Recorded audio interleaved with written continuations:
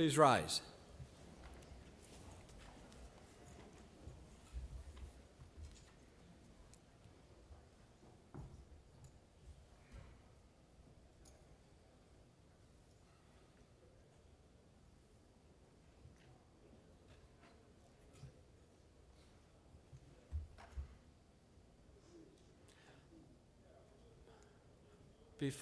Before we sit, let's all together chant the hymn of Pentecost, Ευλογητώσει. Ευλογητώσει Χριστέ ο Θεός ημών, ο πανσόφους τους αληθείς αναδείξας, καταπέμψας αυτής πνεύμα το Άγιον και δι' αυτόν την οικουμένην σαγηνεύσας φιλάνθρωπε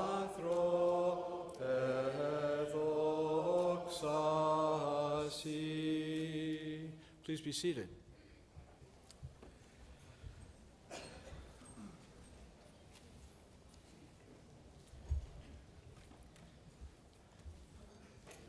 We'll give people a moment to come.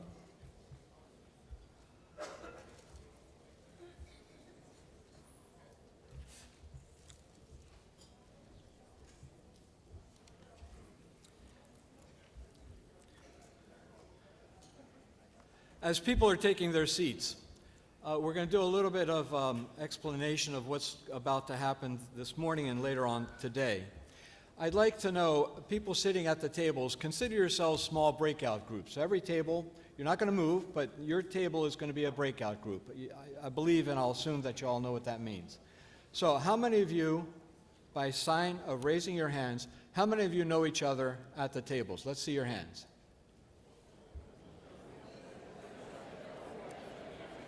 So I'm going to ask the question again, okay? Think about it and respond by raising your hand. How many of you know each other at the tables?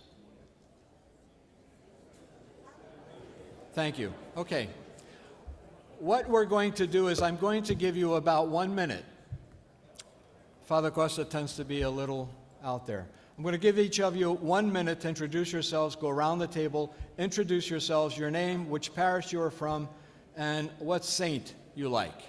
So please be quick, be efficient, and be quick. Go.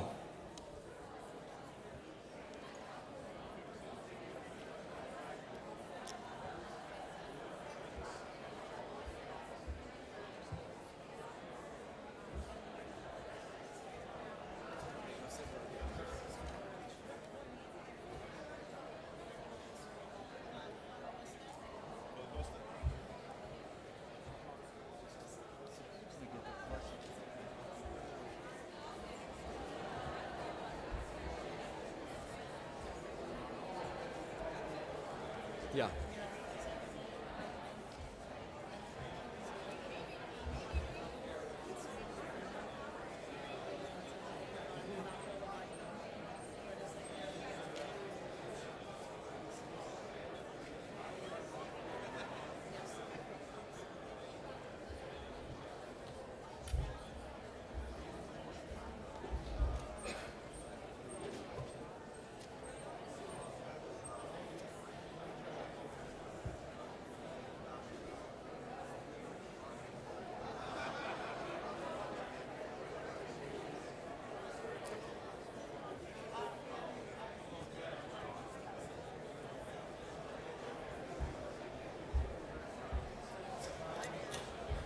You have about another 45 seconds.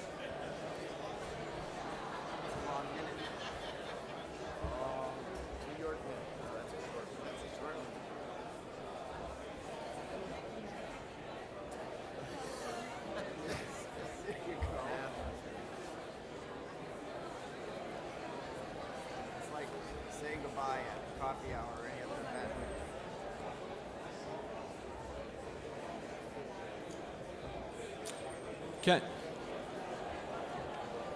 Can we have your attention once again?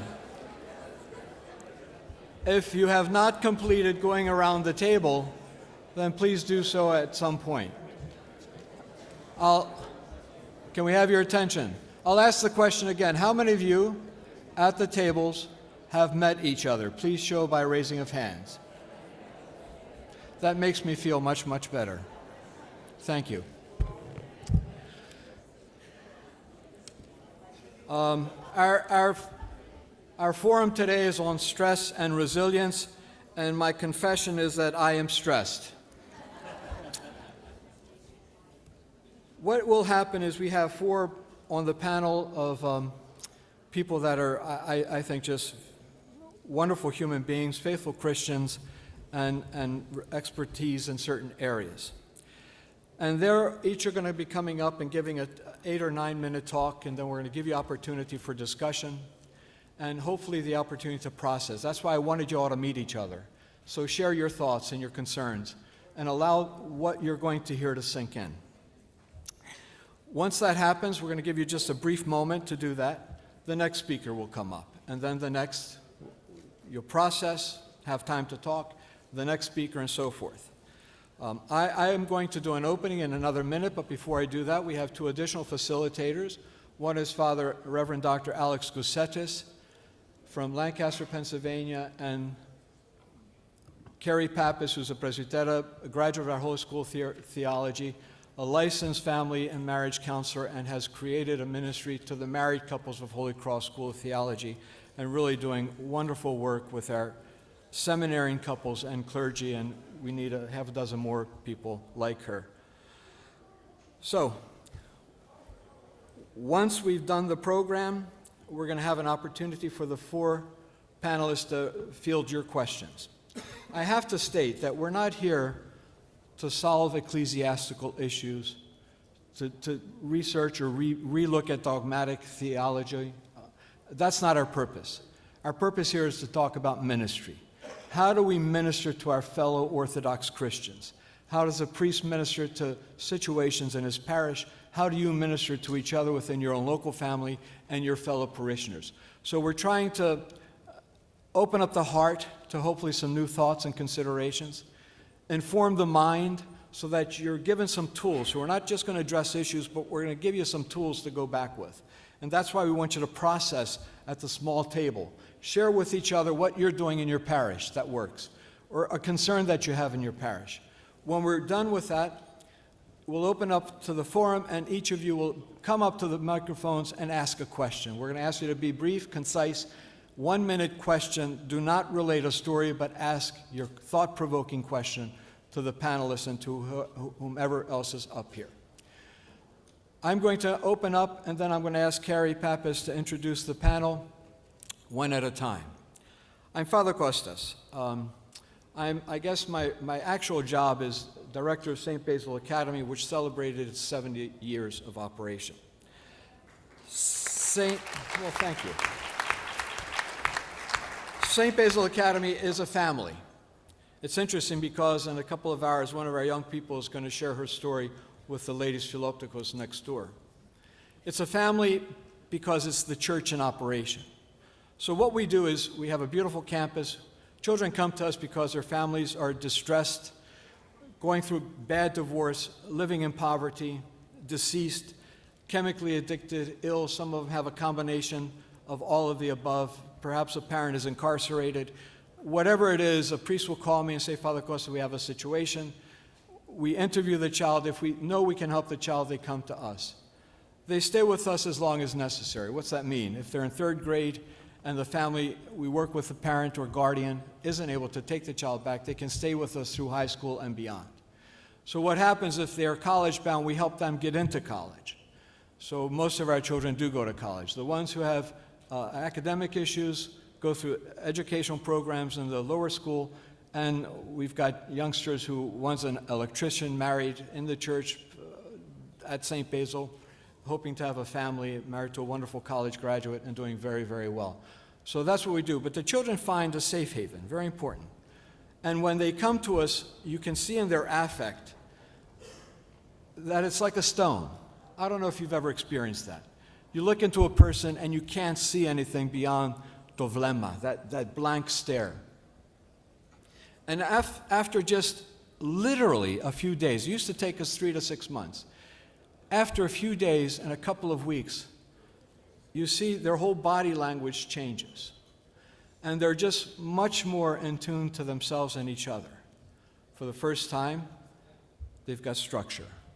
For the first time, they know they're going to eat every day, 3 times a day, with snacks in between.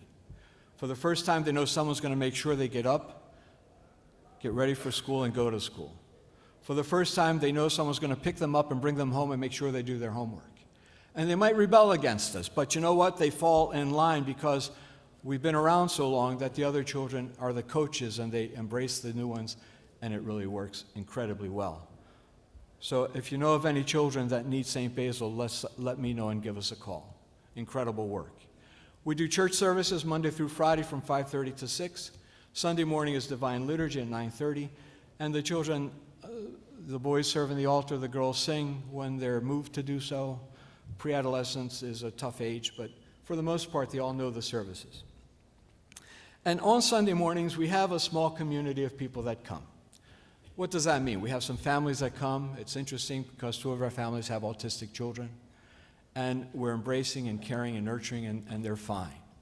They're actually able to come up and receive communion now, and they do it very well. Interesting, isn't it? We have some older couples that show up. It's kind of neat, and I've always thought these older couples are really wonderful because the children of St. Basil see families that come to church. When we visit other churches for Vasilopita or whatever occasion, a couple of you have asked us to come and visit your parishes. They've seen families in church, and they know that they're not the oddballs, that they go to church, that all Orthodox Christians go to church, we hope and pray.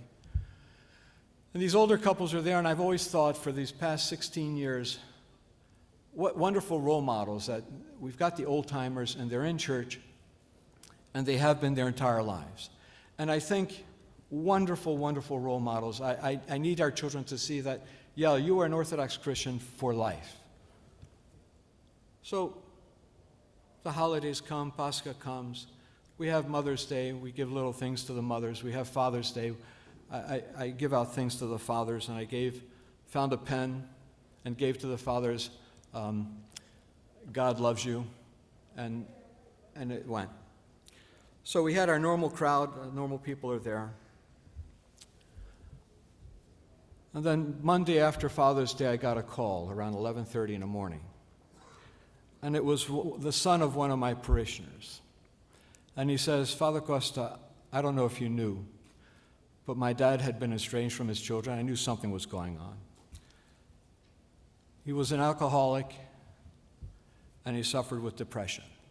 Married 51 years. I've known him for at least 20 years. Knew none of this. For me, they were a model couple. He says, I have to tell you that 8:07 last night, he parked his car, walked to the Bear Mountain Bridge, climbed over a fence, and jumped in.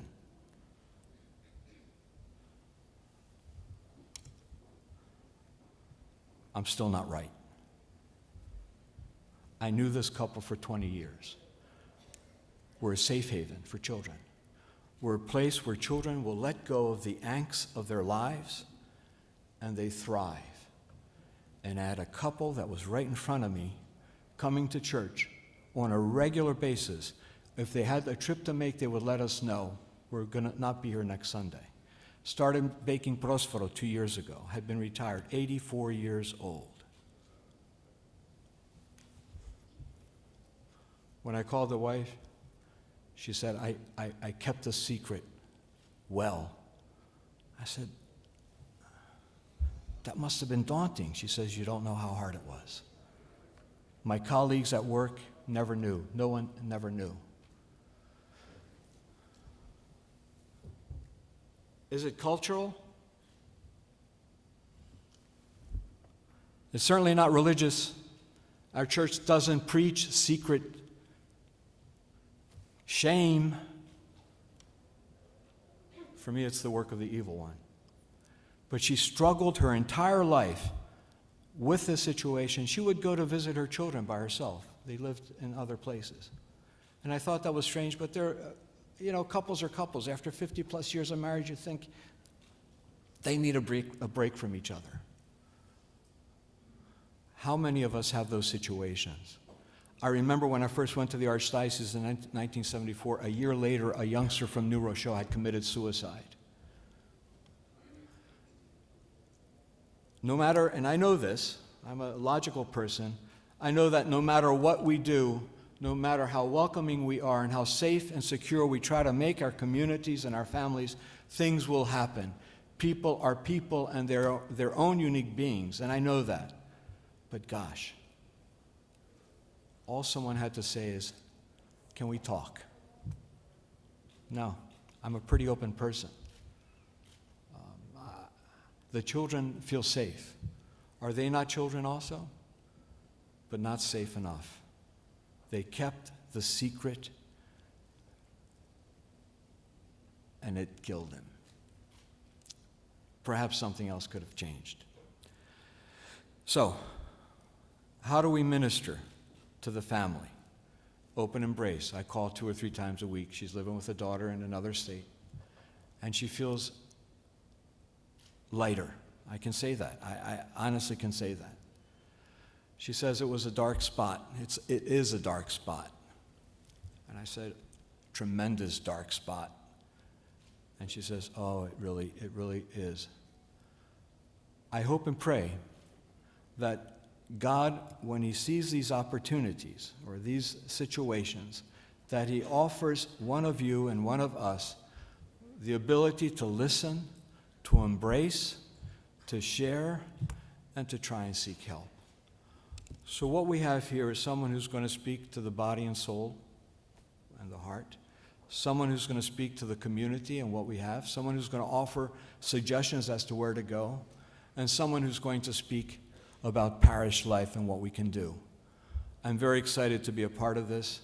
I hope and pray that the Holy Spirit comes down and continues to work among us. Oh, and by the way, Christ is in our midst. I want to introduce Carrie Pappas, who will then introduce our first speaker. Carrie?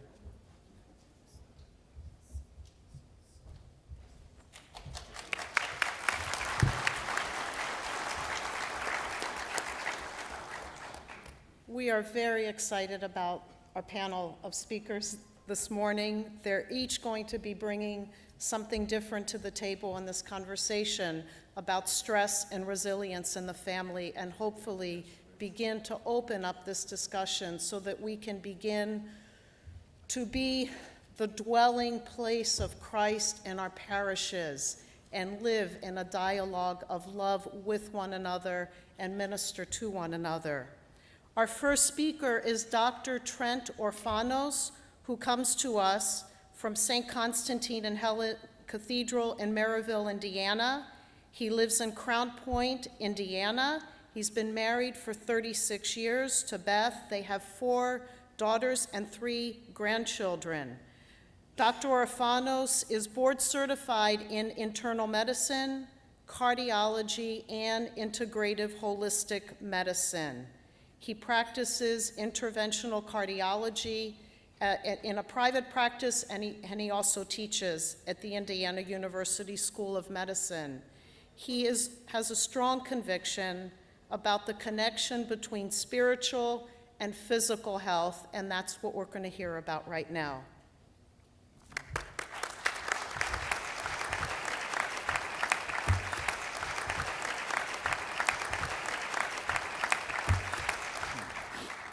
Thank you very much, Carrie, for that kind introduction. My son, give me your heart, and let your eyes observe my ways. It says in Proverbs 23:26. Let's talk about something that is very near and dear to all of us, our hearts.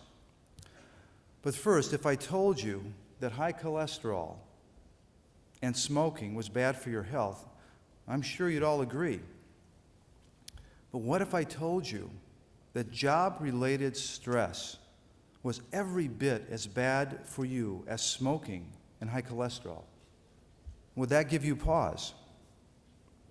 Here are some facts that are published in the scientific literature.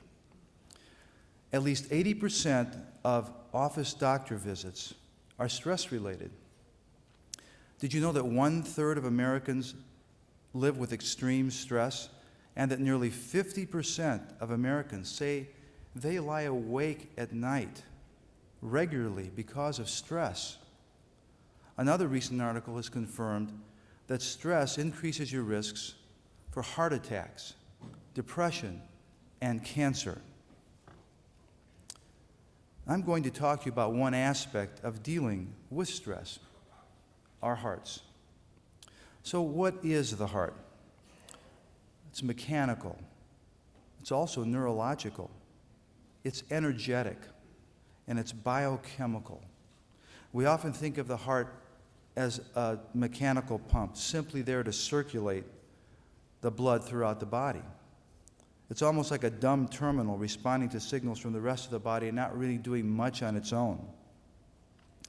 But the heart is the most powerful generator of constant rhythmic pattern information in the body. And that turns out to be very important. And I'll get back to that later, how important that is.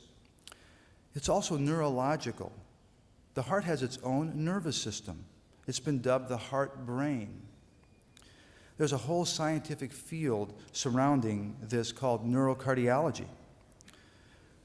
Signals are sent between the heart and the brain all the time.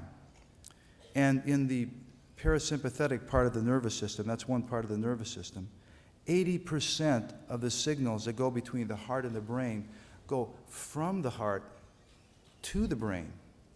Now let me repeat that. 80% of the signals coming from between the heart and the brain go from the heart to the brain. Now just think of that a minute. The heart is directing and instructing the brain as to what it is supposed to do. The heart's also energetic. It produces an electromagnetic field, and we can measure that field. The electrocardiogram, the EKG, that's the most well-known example of that phenomenon. The electrical field of the heart is very powerful. You know, we think about our brain waves as being able to be transmitted over distance, but in reality, that distance is perhaps inches, if you were to measure it. But the electromagnetic field of the heart is 60 times more powerful than that of the brain. You can detect with sensitive equipment the electromagnetic field of the heart 8 to 10 feet away from the body. Now, think of that also. Think of this invisible electromagnetic field that surrounds us 10 feet to our left, 10 feet to our right, 10 feet up, and 10 feet down. So around each and every one of us, there's this 10-foot electromagnetic bubble that's crossing paths with each one of us here in this room when we're sitting at tables together. And information is being exchanged between us. Those fields don't just interact. You ever put a magnet together? You put the wrong ends of the magnet together, repulse each other. And the other end, they'll attract to each other. Electromagnetic fields affect each other. So have you ever been in the presence of somebody where you felt very anxious, very nervous, very uncomfortable, and you just wanted to get out of there as fast as possible? And that person may have not said a word to you. You know, some people may say, that's bad juju. I got to get out of here, you know. On the other hand, have you ever been in the presence of someone who, without saying a word, you felt calm, safe, comfortable, nurtured, and you didn't want to leave? You wanted to just stay there in the presence of that person. Someone might describe this as picking up the good vibes from that person.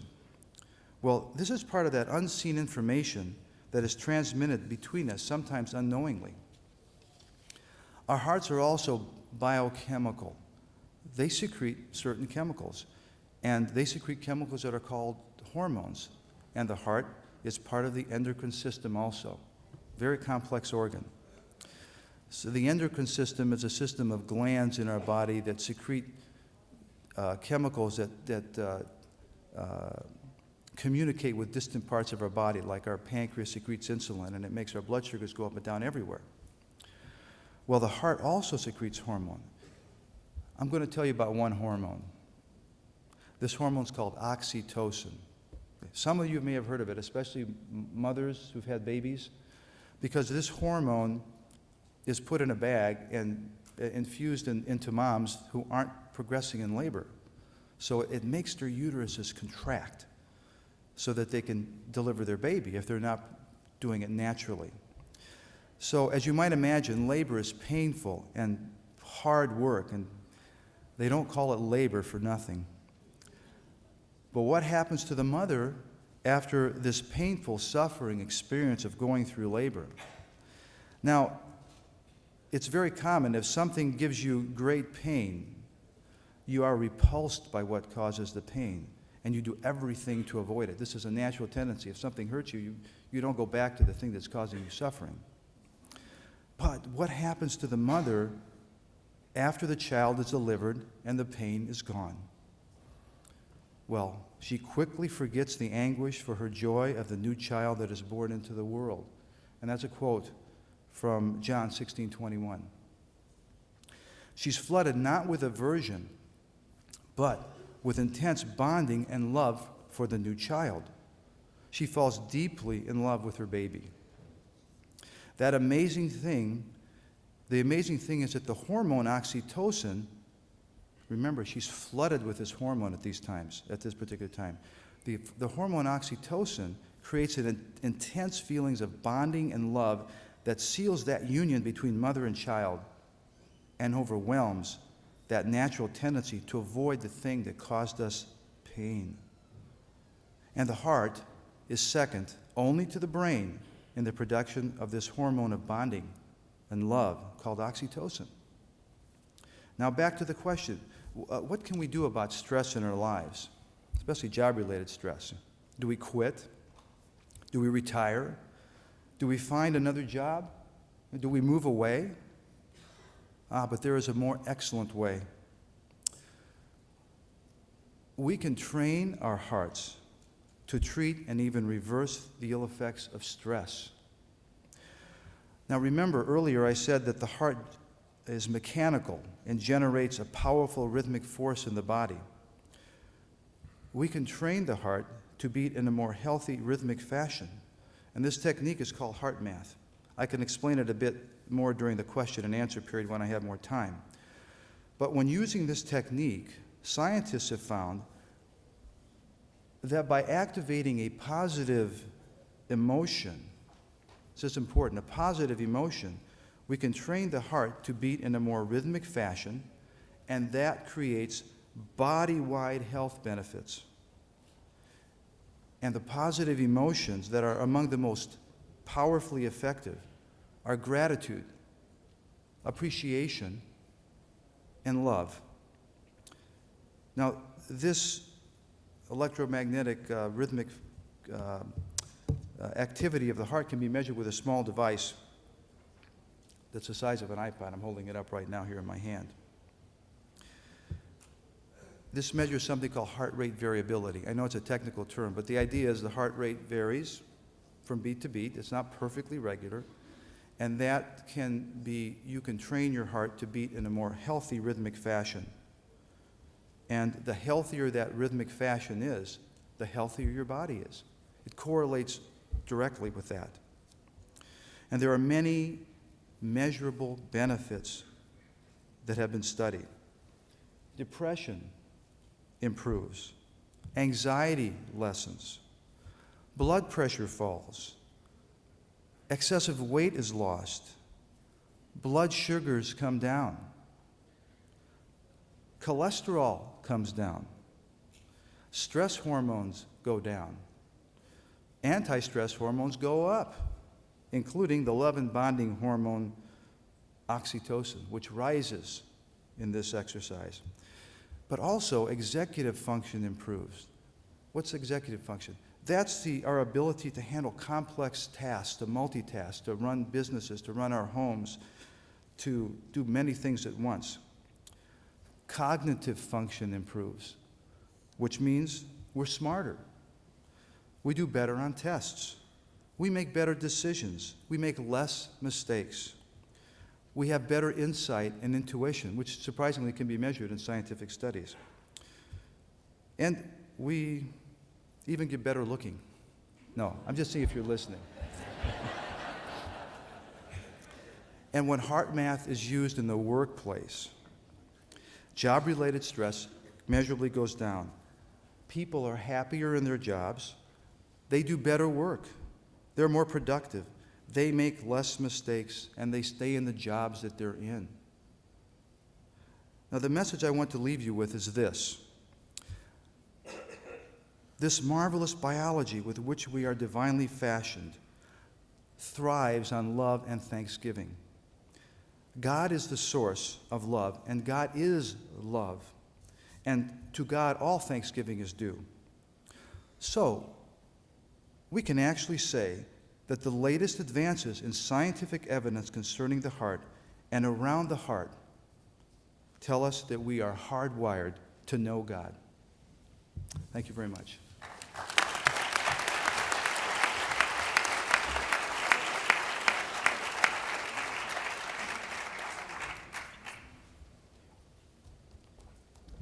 Please take a few moments now at your tables. You'll have about 3 or 4 minutes to discuss what you just heard, and we'll be doing this after each presentation.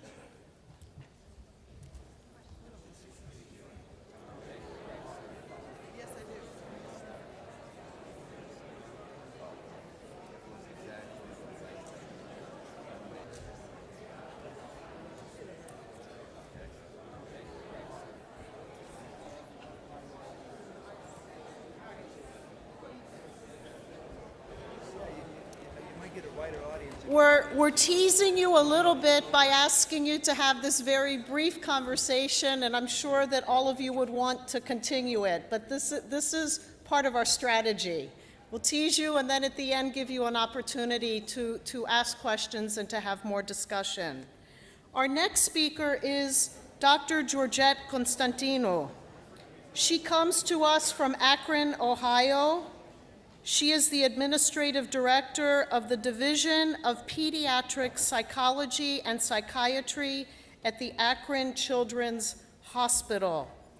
She is an active member of Annunciation Greek Orthodox Church in Akron, and her parish priest is sitting 2 people down from her.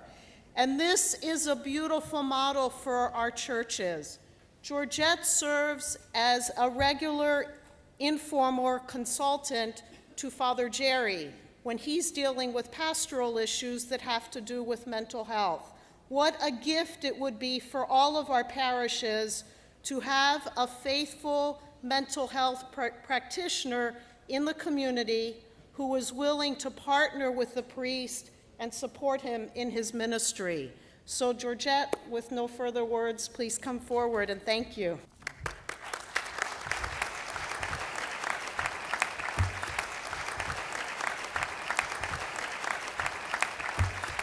Good morning.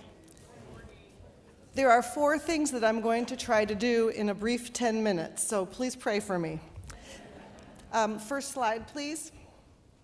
So I want to set the stage, because I'm a child psychologist, with the seriousness of the problem of mental health for our children. This slide was put together under President George W. Bush's administration, and it shows you the prevalence of severe emotional disturbances in our children. Don't get too worried about the numbers, just look at the circles. 5 to 9% of our children have severe emotional problems which impair their ability to really grow and develop. 9 to 13% going out are our children who have some substantial difficulties, and 20%, and that's what I really want you to focus on, that is 1 in 5 children have a diagnosable mental health disorder. That translates into millions of children. The seriousness of the problem is that our own World Health Organization said that by the year 2020, childhood neuropsychiatric disorders will rise by over 50% internationally to become one of the 5 most common causes of morbidity, mortality, and disability among children. No other illness damaged so many children so seriously. So this is the context in which we live. And one of the things we need to ask ourselves is, what's going on? Are we better diagnosing children? Is there more mental illness? What is it that we have to face? I took a crack at looking at what some of the stressors are as I see them. I've been a pediatric psychologist for over 35 years. So one of the things I think that impacts us is the changes in family structure. One of those is divorce. The other is dual careers. Families are struggling. There are competing demands. Our children are so overscheduled that it's almost impossible to get two young children to play together spontaneously, because everybody pulls out their iPhone to find out when might be the next time that two 5-year-olds could just play. Very sad comment. We have immediate access to electronic media, and that, to me, is a huge source for bullying, cyberbullying. All kinds of things are going on in a fingertip. That then exposes us to the world of drug and alcohol, to sexuality and the media. It takes no time at all for a child to get on a pornographic site by 3 clicks on the internet. We also have a culture of violence where violence is glorified and cruelty is glorified. Just look at the box office hits when you think of which movies are the ones where everybody can't wait to go. And then, of course, the stress of competing, the stress of having to be the best athlete, the best college student, the best everything. Yesterday at Akron Children's Hospital, we met a state representative who lost her 18-year-old son to suicide and told us, she has 4 children, that she saw no signs that this boy would take his life. He was a high school senior at a private Catholic school, was on his way to college, and ended his life one day. And as she introduced herself, because she's now advocating for identification of kids with difficulties, she said to us, it's been 225 weeks without him. I reworked, with the help of Presbytera Carey, the theme of today, which is resilience. And this is a working definition of resilience that we think has a more orthodox spiritual flavor than the definitions that I would find in textbooks. So let's take a really good look at it. We're asking people to be resilient. What does that mean? We believe it's our God-given inner capacity that when we nurture it, we facilitate it, and we support it by others. And that will be my theme, how we as a clergy community can help our children and our families. In the community of faith and by the grace of God, it empowers all members of the family and the family unit to successfully meet life's challenges with faith and hope. I was in Chicago over the weekend and went to the museum on Halsted Street to see the pictures of the immigrants, and if you get a chance to go to that museum, please do. And you saw these immigrant families who had so little, who came, many of our grandparents, with so little, and were able to achieve so much for themselves and for their children. They certainly didn't have an easy road. What made it work for them? What are the components of resilience? There's some protective factors, and the first one is what we have, I say like no other. The positive and powerful social connections that we bring in our communities. We want our children and our families to have competence and skills.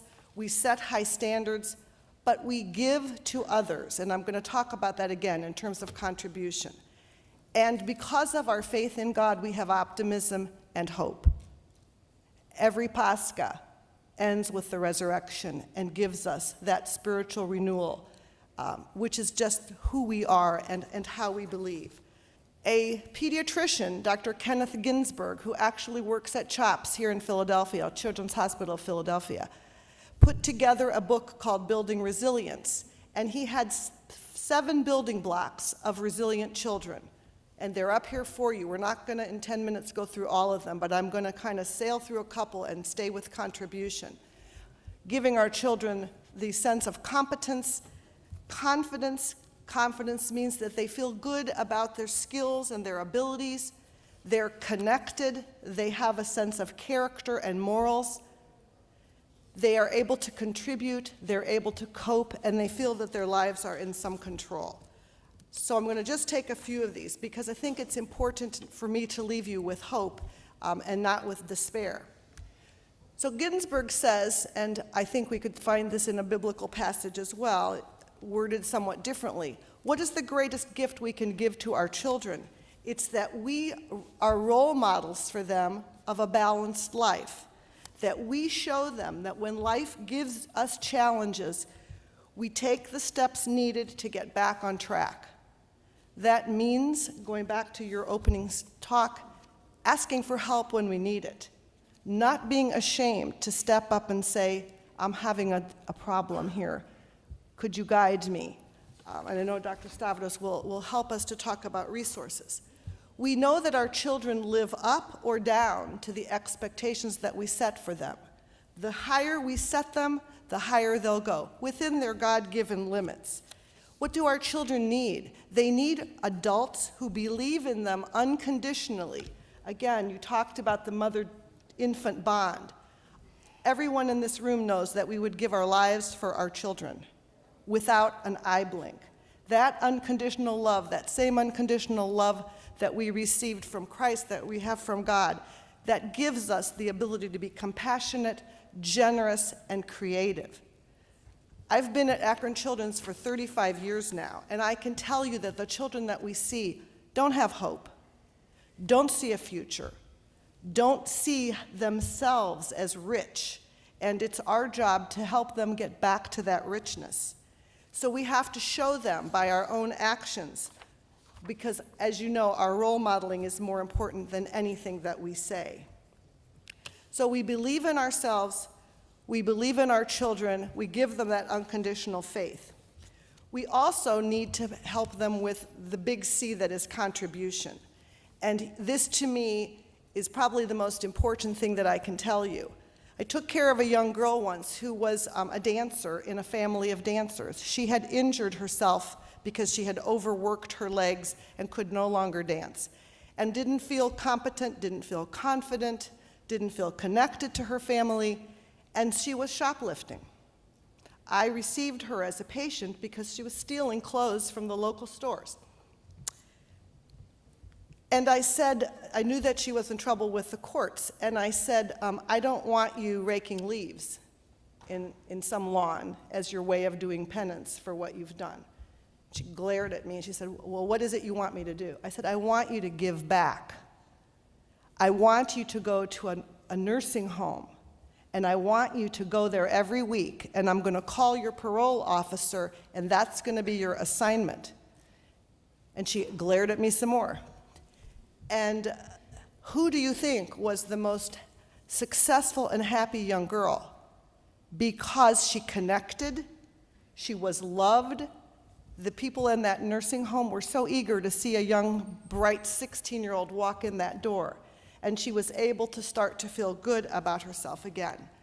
So when we use the word contribution as we use it for resilience, we say that it is that ability that children have, that lesson that lets them know that the world is a better place because they are in it, that there are people who don't have the things that they have, and that they can make a difference.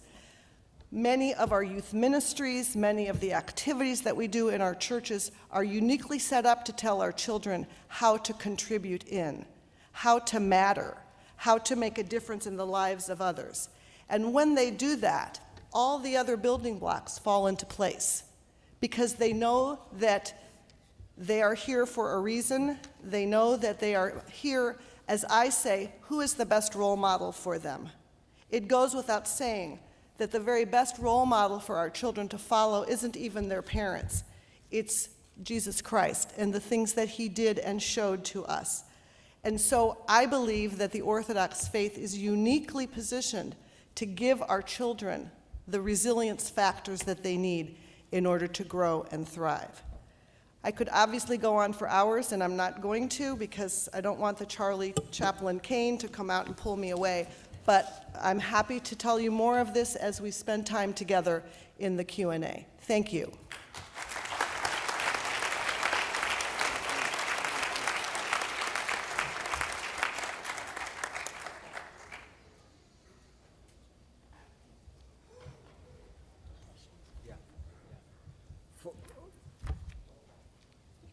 Archon, can we have the forum discussion?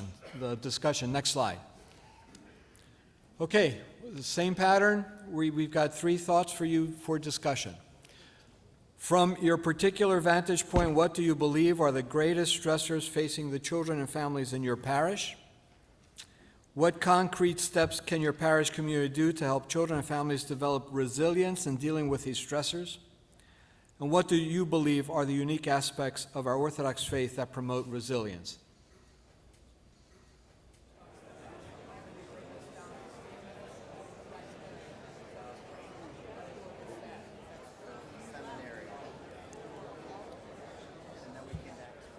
It's time to end this conversation and move on.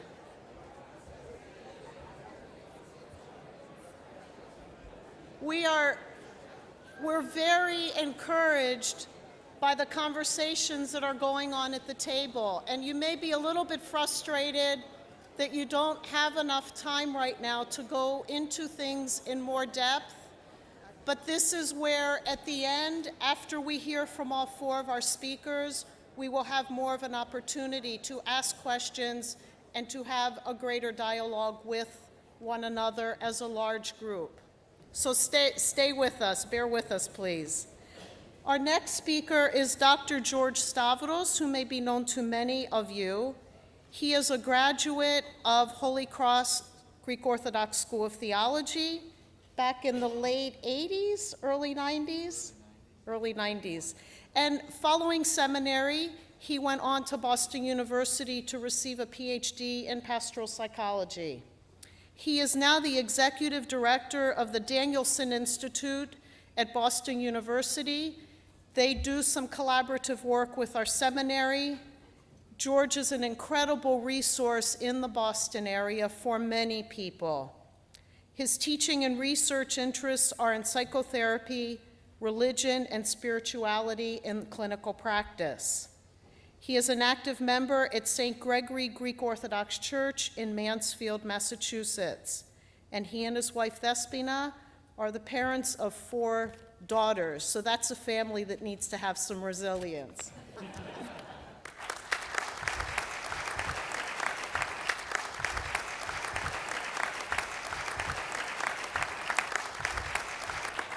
Thank you. When I was 12 years old, my father and I got on a plane from Chicago to Philadelphia. The Indiana Hoosiers were playing in the national championship here, the Final Four. We left without tickets. We left without a plan to get tickets. We just showed up on faith. We went to the arena, and somehow my father picked up on who the ticket director was for the university. And he watched him going back and forth giving people tickets. And then he approached him. He played the "My son and I have come all the way from Chicago" card. He pushed, but he was not pushy.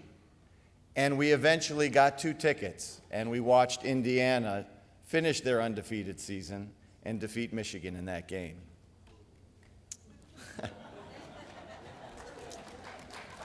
Almost 40 years later, I'm back in Philadelphia, and I want to share with you some thoughts from my experience as someone who's been responsible for the entry of patients into the mental health system. I've done this as a program and clinical director at 2 Brattle Center in Cambridge and at the Danielson Institute at Boston University. And towards the end of the talk, I'm going to share something that I'm probably not supposed to share. It's something that clinical directors and program directors know about getting resources, and I'll ask you not to share that I told you when I do tell you. The reason I want to share it, though, is because I want you all to become expert seekers of resources for yourselves and for the parishes that you return to. So that will be the purpose. All right, so I would like to start with a scriptural image of a resource seeker. This is from the Gospel according to Mark. Now, a certain woman had a flow of blood for 12 years and had suffered many things from many physicians. She had spent all that she had and was no better, but rather grew worse. The healthcare system had failed her. When she heard about Jesus, she came behind him in the crowd and touched his garment, for she said, "If only I may touch his clothes, I shall be made well." Two quick points I want to draw from that. First, it's easy to get stuck. If we just look at public health statistics, they're very consistent with what Georgette just shared. In an average parish, let's say 300 persons, I don't know how large the parishes are that you come from, but let's say 300. In a given year, 78 of the 300 persons in that parish will suffer from a mild to moderate psychiatric episode, something diagnosable, something on a clinical level. 78 of the 300. In a given year, another 17 will suffer from a major psychiatric episode. 17 of 300 in your parish. That could include a major depressive episode, a bipolar episode, a psychotic break, a suicide attempt, or completed suicide. So those numbers are significant. We're talking about a good number of people in our parishes. Point one. Point two, while it's not easy to get unstuck, as Dr. Orfanos talked about, resilience is built into us. Dr. Kermit Crawford, a colleague of mine up in Boston, runs teams that go out to the most disaster-stricken places in the world in order to provide first response care to them. Dr. Crawford has sent his teams to Haiti after the earthquake there, to New Orleans after the Hurricane Katrina, and to Japan after the earthquake and tsunami there. And what he came back with were statistics that showed in each of these places there were dramatic spikes in mental health symptoms following those disasters. Dramatic spikes. He's got a great chart. I don't have it with me. But it's as if from baseline people shoot up to here. But that's not actually the surprising part of that slide. The surprising part to me, and the part that resonates with Dr. Orfanos, is that from there, given a culture of resilience, given relational support, most people come back down slowly. That's how we're built. It's built into us. And Dr. Crawford, being a man of faith, says his belief is that it is the way God made us. He made us to be resilient. Another image. This is from the Gospel according to Matthew chapter 8. Now when Jesus had entered Capernaum, a centurion came to him, pleading with him, saying, "Lord, my servant is lying at home paralyzed, dreadfully tormented." And Jesus said to him, "I will come and heal him." The centurion answered and said, "Lord, I'm not worthy that you should come under my roof, but only speak a word, and my servant will be healed, for I also am a man under authority, having soldiers under me, and I say to this one, 'Go,' and he goes, and to another, 'Come,' and he comes, and to my servant, 'Do this,' and he does it." Two quick points from this. When it comes to mental health, psychotherapy helps. That's the short story. I know there are complicated stories that swirl all around that, but that's the short one, and it's the most important one. Martin Seligman from the University of Pennsylvania shepherded a large study done by one of the bastions of counsel and knowledge in our society, Consumer Reports. And in the Consumer Reports study, which was actually quite a robust study, they found three major findings. Treatment by a mental health professional usually worked, and most people who got treatment got a lot better. Active shoppers and active clients did a lot better in treatment than passive recipients of it. And three, respondents whose choice of therapist or duration of care was limited by their insurance company did worse. Second point from that pericope, some therapists are better at it than others, and it's worth the trouble to find the ones who are better. I can't imagine it was any mistake that the centurion sought out the Lord. He sought out the best because of what he wanted and needed for his servant. He pushed, but he wasn't pushy. So, as resource seekers returning to your parishes, what I want to leave you with is this idea of push, but don't be pushy. How do you do that? First, seek out the best clinicians and mental health institutions in your community. Every community has high-quality practitioners, but not all practitioners are high quality. Use word of mouth from people who have utilized their services. Talk to other practitioners in the community and gather up an all-star team of referrals. Put yourself in front of these people and ask them, can you see our people? Are you available to see our people? And some will say, yes, of course we are, and here's how to do it. Others will say, no, we can't, we're full, there's a waiting list, I don't take your insurance. And you will hear that a lot. So push, but don't be pushy. And gather the resources that your community needs to address the kinds of examples that we've heard here. Push, but don't be pushy. That's the part that the program directors and the clinical directors sort of don't want you to know. We're suckers when people push and aren't pushy. We'll find a way. We'll find a way. So, I want to finish with one last gospel passage. This again from the Gospel according to Mark, 2nd chapter. Then they came to him, bringing a paralytic who was carried by 4 men. And when they could not come near him, because of the crowd, they uncovered the roof where he was. So when they had broken through, they let down the bed on which the paralytic was lying. Emotional suffering is part of life. Good psychotherapy and psychotherapists can help. Make your parish community one that has access to the best because they're out there. You just need to push in the ways that those who saw the resources, the healing resources in the Lord, pushed to get near him. For your breakout groups, we'll put up an icon or a series of icons depicting these different gospel passages. I would ask that you share at your tables a story of your own victory in seeking out resources where you had to push, but don't be pushy. You can help at least one other person today if you do that and let others know practically how you made that happen, how you sought out, got resources in the healthcare community. Thank you.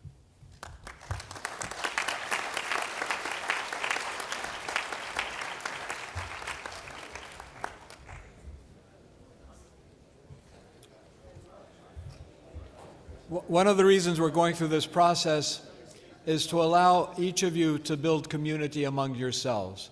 So share. Look at the icons, think of the words Dr. George gave us, and share your stories. Thank you.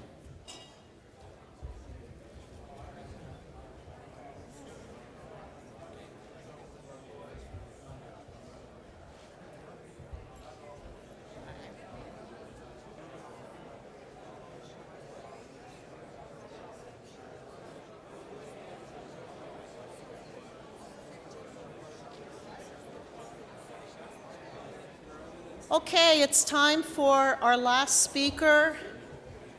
As a small footnote to what Dr. George Stavros said, we have a growing network of Orthodox Christian mental health practitioners across the country, and part of what our office is trying to do is to build a resource list of faithful Orthodox Christians who are mental health practitioners. So hopefully in the years ahead, that resource will be growing for all of us.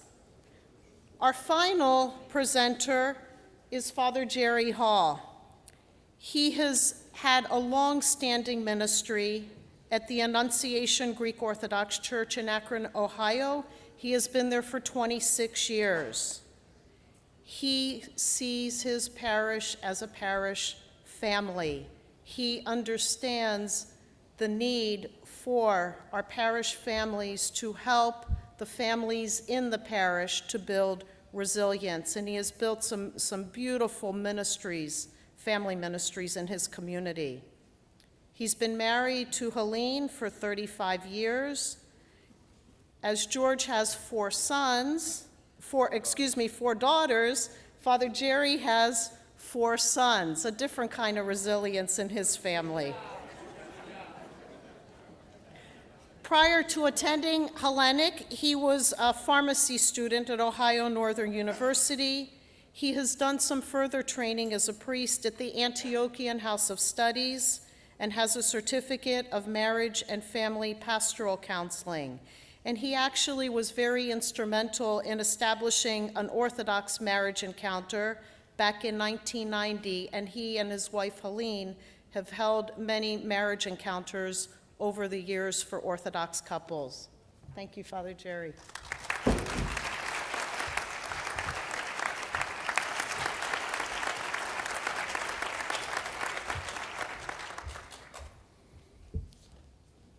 Four sons, so I know a little bit about stress. And it's hard to follow a physician and 2 PhDs, so I don't really know exactly what I'm doing here on this panel, except that I think I've been gaining the reputation for being willing to say personal things in front of large groups of people. I serve a great parish in Akron, Ohio, which I've been a part of for 35 years and have had 26 years serving as their priest.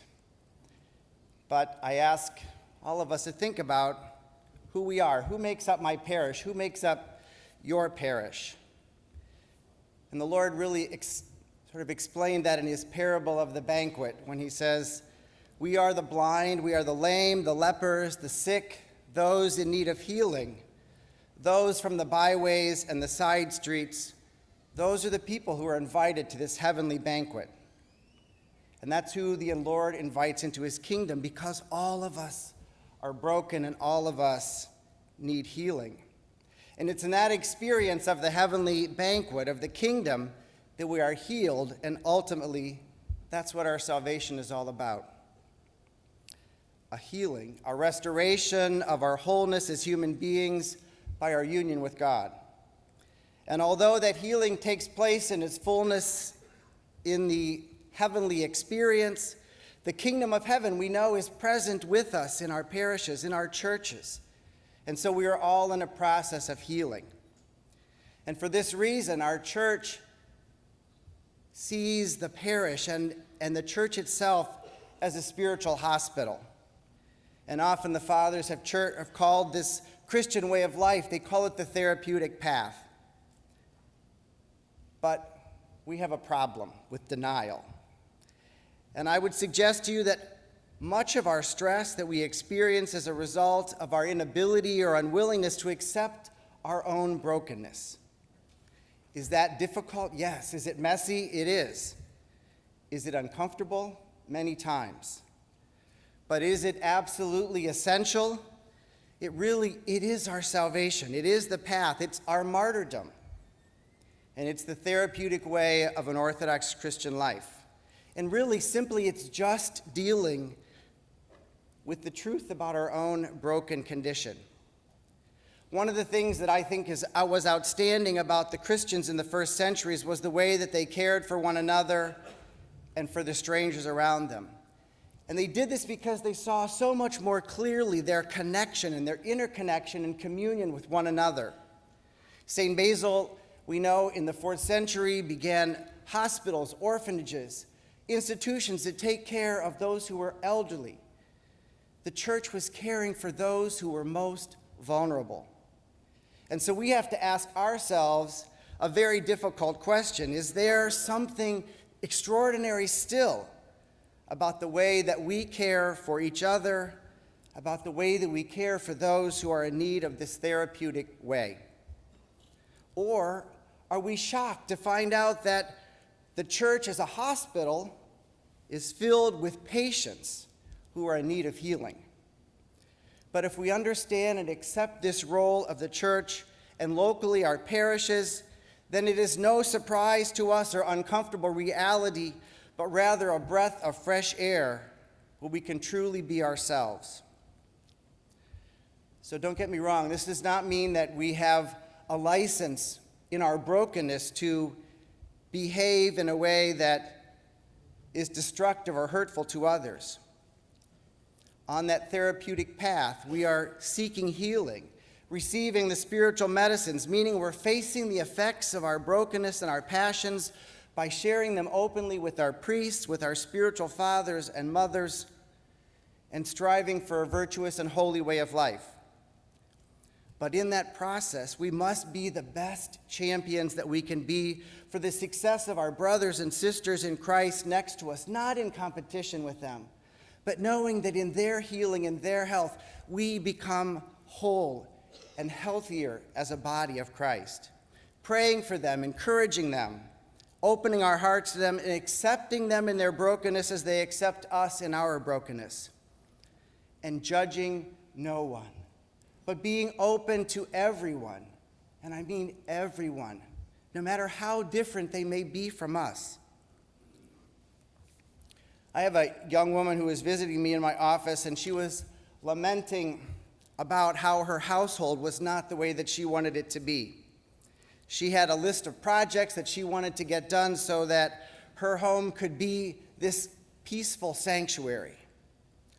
And as we talked, and I helped her to realize that in truth, the stress that she feels from within her household has very little to do with her closets and her dining room, but it has everything to do with the interior of her heart and her spiritual mind.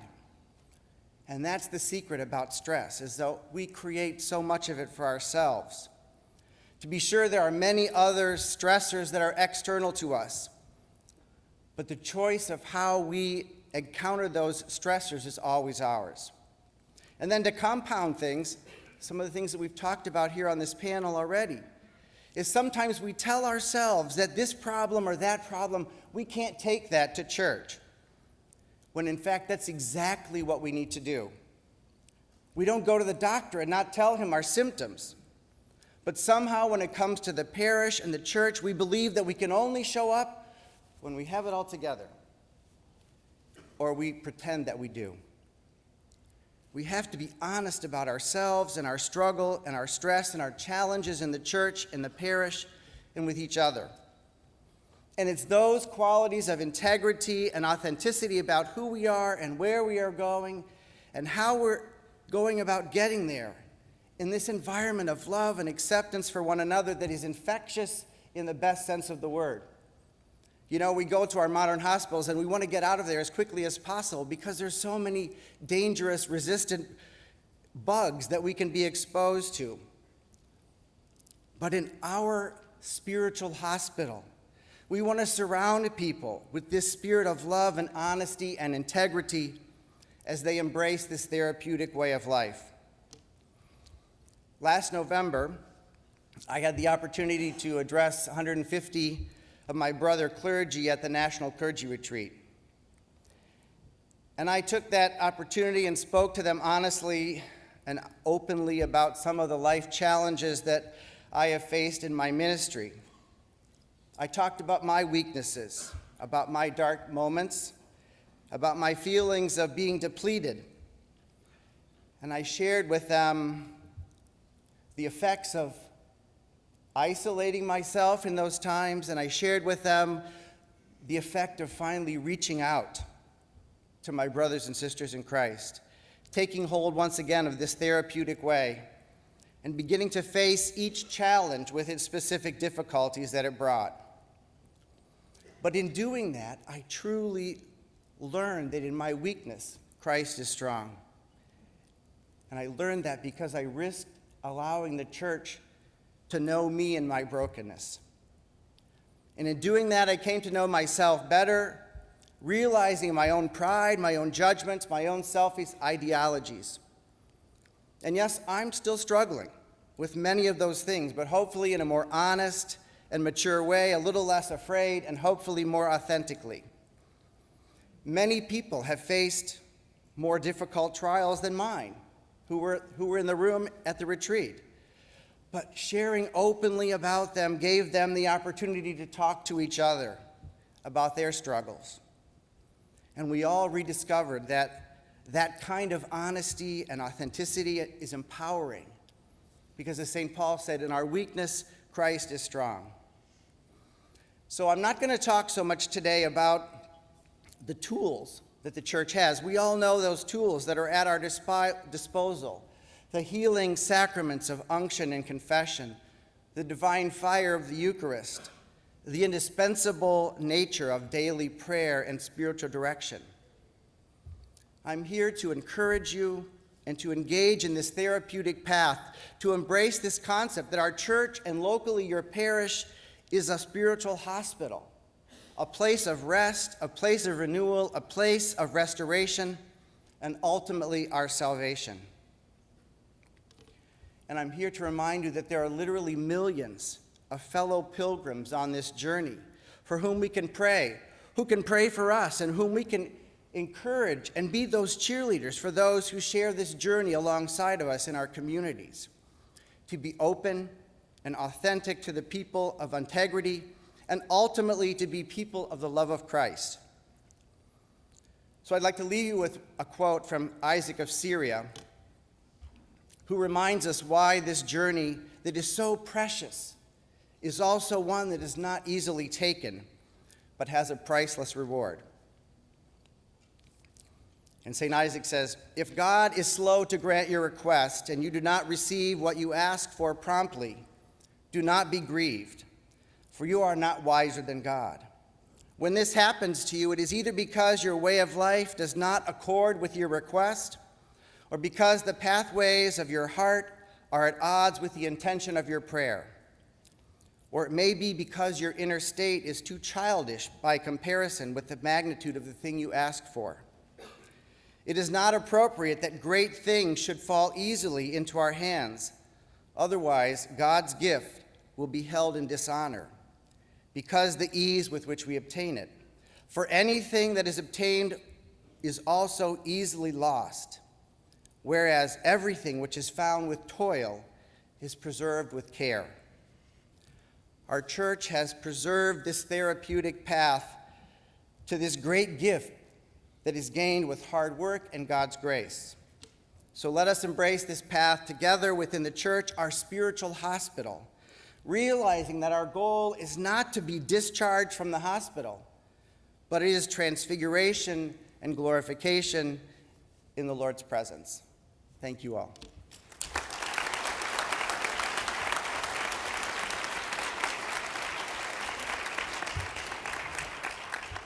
So the questions for discussion, in my experience, what are the barriers that keep people from being authentic in their parish communities? What solutions would I recommend to overcome those barriers? And how can I personally play a role in carrying out those solutions?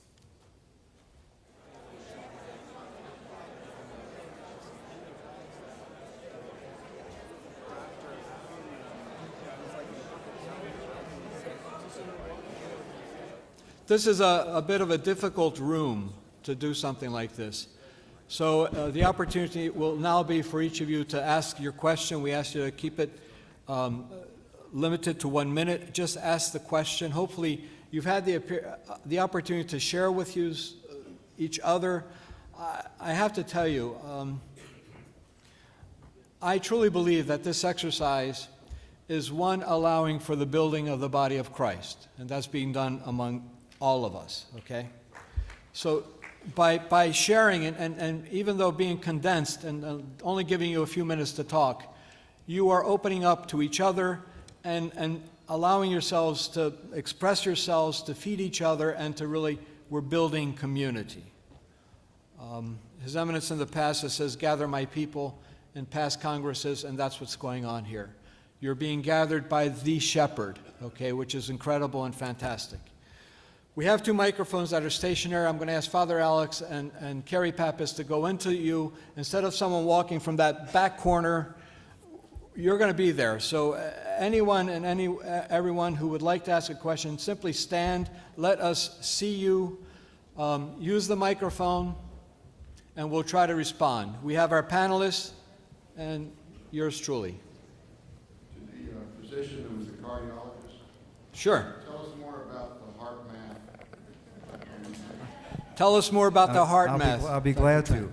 Heart math is it's a technique that was developed to figure out how the heart rate varies from beat to beat. If you think of the heart, it doesn't beat like a clock, perfectly regular without any variation. This is a normal rhythm now, but there is a slight variation in the heartbeat. It speeds up and slows down. It speeds up and slows down over seconds, almost like the waves of the ocean. You can have a choppy ocean.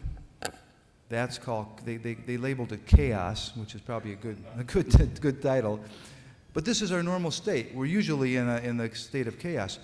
But we can also be in a state where the rhythmic action is very smooth, like a perfectly calm ocean. And the way, the technique, it's really very simple. The first step, there's 3 steps to it. The first step is to take your attentiveness and bring it down to your heart, to where your heart's located. So we bring our thoughts down into here. And the second thing is we take slow, deep breaths, in and out, visualizing it going in and out of the heart. And that breathing exercise in and of itself calms down your nervous system. And the third thing is, the way they phrase it is you activate a positive emotion. You bring to mind something that you appreciate, that you're grateful for, that you love, something that makes you feel safe and warm and comfortable. And any one of these type of feelings, to me, it sounds like a grateful heart. This is the way it sounds to me. And when that happens, your heart almost immediately goes into this nice regular rhythm, regular pattern, rhythmic pattern. And it's very simple. And this little device that I brought with me is you put your finger, see it beeps like this? You put your thumb literally on it, and it will follow your heartbeat, and then it will tell you if you're in that pattern or not. There's 3 colors on it. Red is chaos. Blue is... Okay. I'm chaotic here. You guys you're making me nervous. Breathe. You ever hear somebody say breathe? It really works. Yeah, I'm going to flunk this test here in front of everybody. But blue is medium coherence. Coherence is the word when you're in that right electrical activity. And green is high coherence. By the way, I was practicing upstairs before I came down, and I did get the green. I want to tell you that. What's that? Sure. So anyway, that's heart math, and there's a lot of research done on it, all kinds of over the past 20 years. It's cardiologists. We measure that variability in our. Have you ever had a monitor put on for 24 hours? Well, they can measure how well your heart rate variability is, and if it's not good, you're more likely to have that heart attack. You're more likely to die sooner. It's not good. And the thing is, you can change that and change your prognosis, medically speaking. Wow. There are yellow cards at your table. Use them to write your questions and any thoughts. If you leave them, we will collect them at the end, just for us for future resources. Please identify yourself, the community you're coming from. Deborah Crafa, St. Stephanos, St. Petersburg, Florida. And I'm also the parish nursing ministry leader there. Fantastic. My question to you is, how do we change, to the panel, how do we change the mindset of the people in our parishes to be willing to let us know that they are having a problem, and change the mindset of the people in our parishes to not judge them, gossip about them, and be accepting?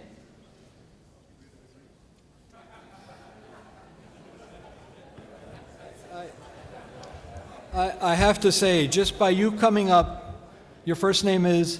Stavrula. Stavrula, just by you coming up and making that statement, I think you've affected several hundred people here, so hopefully it's begun at least here. I think in our small discussion here, President Carey said that a lot depends on the priest, and I hate to say that, but I think the priest is central to it. But you know what? Parishioners impact and affect, and one person can change the dynamic. You just got to keep doing it. Don't give up. Father Jerry, you want to address? Just do not give up. In God's time, I tell the children at St. Basil, in God's time, it's not going to happen in one moment. It might take years, but you've got to start. Father Jerry?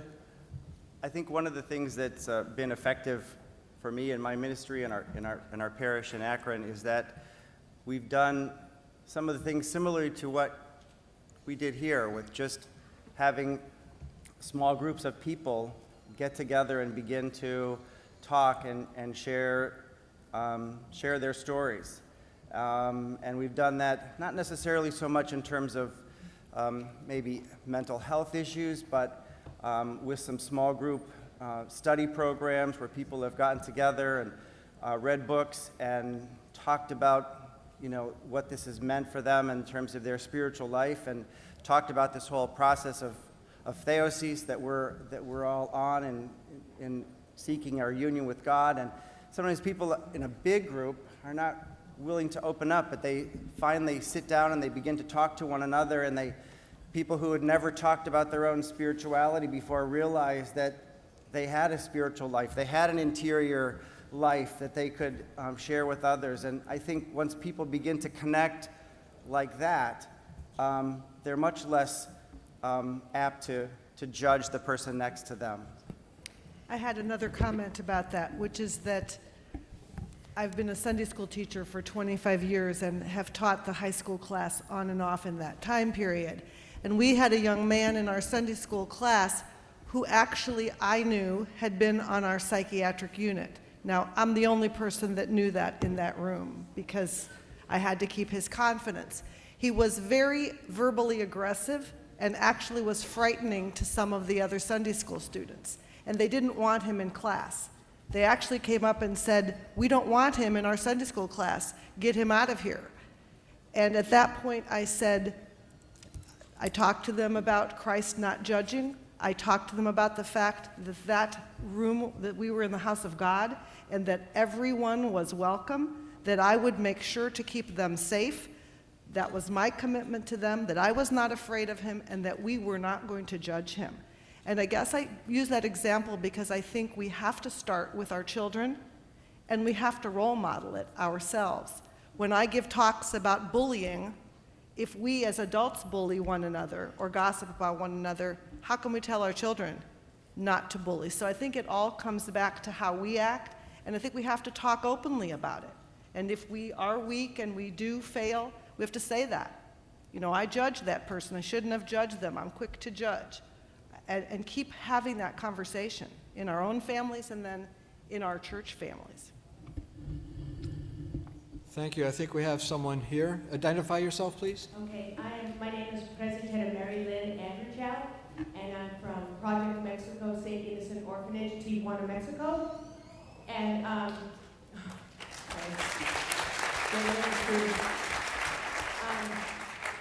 very short, but I wanted, thanks, Father.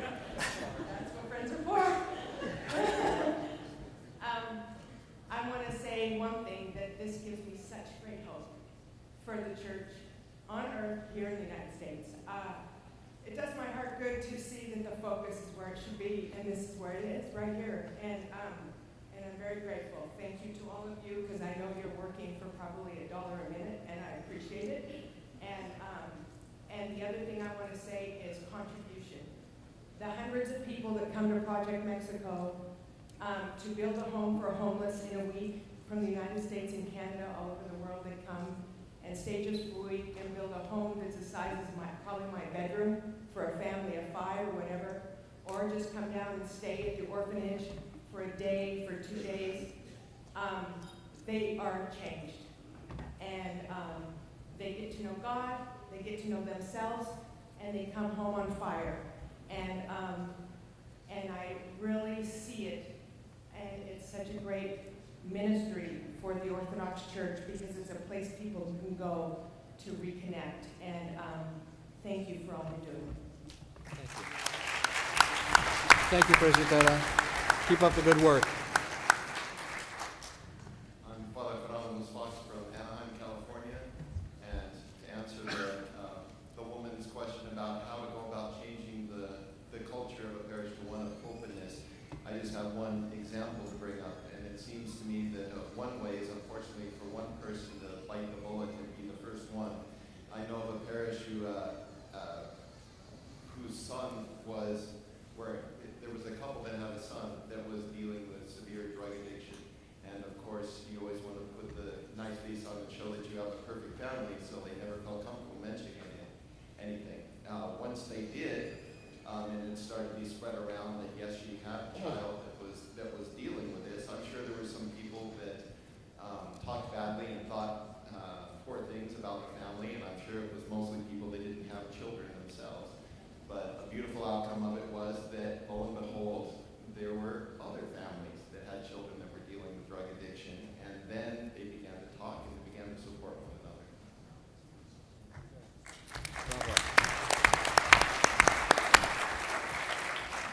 Father Theodore.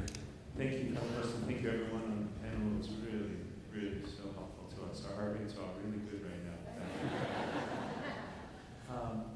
Just a simple point to make, but maybe you want to respond to this, Dr. George, a little bit. The clergy do have resources available that are provided to them to be able to find health professionals and referrals within their parishes already. It's already a program that's in place. And so for everyone that's here, don't be afraid to go and talk to your parish priest and say, I'm looking, I need help in this area. Can you help me to find someone? Thank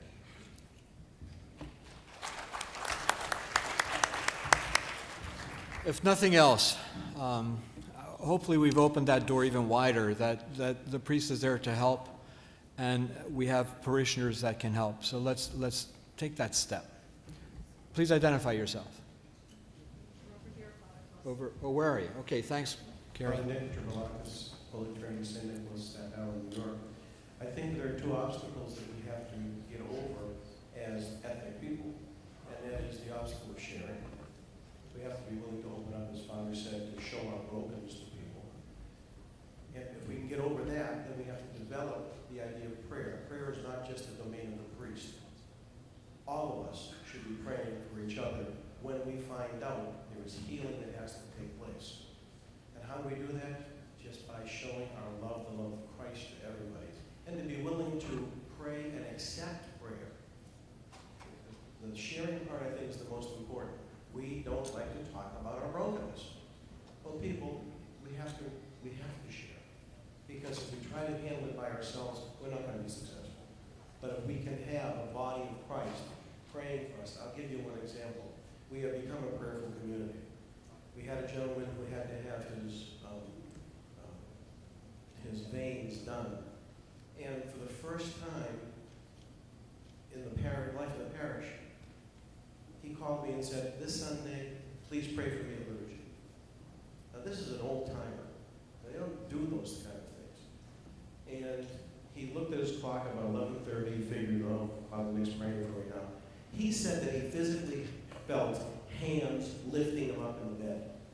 That's because not just the priest, but everybody was praying for that man. We have to do this. We have to do this. And we have to help each other. That's the key. Community, in faith, praying and helping, and us being willing to share our weaknesses with each other. I have to say, make one comment. This has made my clergy lady. God bless.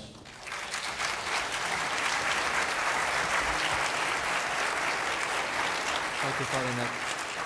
Please identify yourself. My name is Gus Constantine. I'm from St. Pius Convent in Greenmore, New York. Just for the record, you got a great first name Thank and you an very even much. better last name. Yeah. I hear you. First, I just want to make a comment to the Presbytera from Project Mexico. Our priest, Father Dimitri, is very involved with that, and we're just so honored to have him. Okay. Anyway, my question is, or my comment is to the, I'm sorry, I forgot your name, the child psychologist. That's Georgette. Yeah, Georgette. You're talking about the cell phones and the kids today, and I know we live in a different world. I grew up in the city, I grew up in the Bronx, I was 14 years old, I was riding the subway. It's not that my parents didn't care about me, we all rode the subway at 14. There was no awareness of the evilness that goes on today with the abductions and the sexual molestation and stuff like that. So unfortunately, we're forced to not let our kids out of our sights, okay? 14 years old, I was riding the subway, I didn't want them to take the garbage out. All right, but my question is this: are we too quick to label the kids? When my kids were going to school, they're aged 31, 28, and 26. If there was a problem in school, right away they call the school psychologist. Is everything all right at home? They call me up. Well, what's wrong? She failed her math test. So I go, all right, she doesn't like math. But they're... She didn't study. They are, I'm making it sound like a joke, but are we too quick to say, well, they're dyslexia, or they have bipolar? We all have the common case of the blahs, but right away we're labeling. Are we too quick to label it as depression, or is there problems at home? That's my question. So that's a tough question to answer. That's why I asked. I know. Professional. One of the things that I am the most, after 35 years in the trenches, that I have come to understand is when we can, and this is true in the medical side, the physical side, it's why we have screenings for prostate cancer, for breast cancer. If you can prevent a more serious problem from developing, you want to grab it when it's little. I think that there can be an overcorrection, meaning everyone has attention deficit disorder. It's way overdiagnosed, massively overdiagnosed, and inaccurately diagnosed. Every young child who gets really mad gets a bipolar diagnosis, and I think that's very dangerous. Somebody gets angry right away, they need anger management. Well, so I think that you want to prevent, you want to be aware of where your own child's strengths and weaknesses are, and you want to do those 7 C's. You want to build competence. You want to let your child know how to problem solve. And so if the schools over-identify, you'll correct that. If a doctor gives, and I say this to everyone, if you walk out of a doctor's office, whether it's a physical ailment or a psychological ailment, and you don't think you've gotten the right diagnosis, you go somewhere else until you get the right diagnosis. Because, as you said, there are competent folks out there, and then there are the not so competent folks. So I know I'm not giving you a direct answer. I want to prevent more serious problems. I don't want every child to have a label. And even if a child has an issue, like they're not good at math, I mean, there's a word for that. That doesn't mean that they're not going to be successful in their lives. I want people to play to children's strengths. We bolster our weaknesses, but we succeed on our strengths. I'm never going to be a good volleyball player, and I've given that up years ago. But there's other things I can do that are my natural talents, and that's what makes us the unique people we are. So we don't want to lose sight of that as we raise our children. Does that help? Yeah, thank you.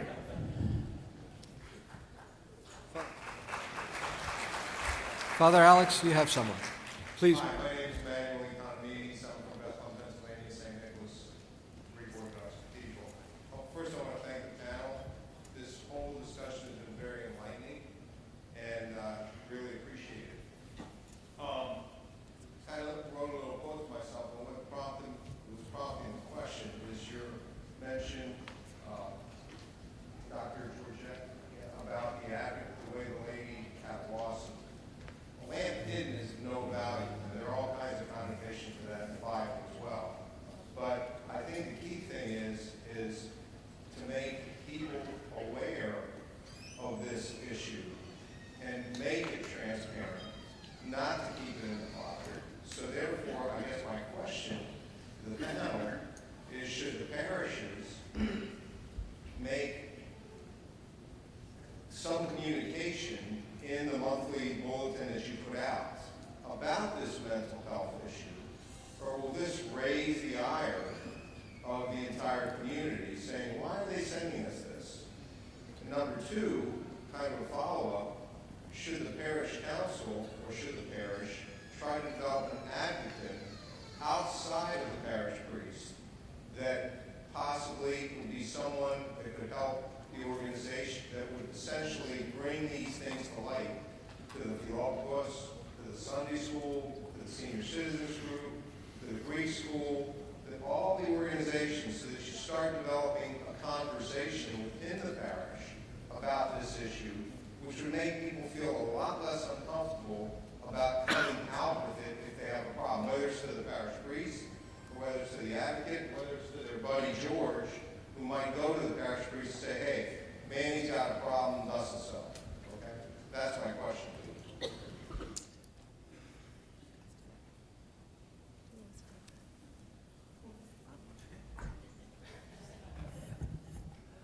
I think on a parish level, I think that those are all excellent suggestions. And I think it reflects some of the other things that we've said in here, and that is that we do have to start having these conversations. And that's sort of what I was trying to talk about and bring up, is just that whole concept of living with some openness and integrity and honesty with our brothers and sisters in Christ. And in order to do that, we have to develop those networks. I think one of the downfalls I know that I face as a clergyman sometimes is that people look to us and we want to think that we have we have to have an answer for every question that somebody offers to us. And we can't have all the questions. We can't solve every problem.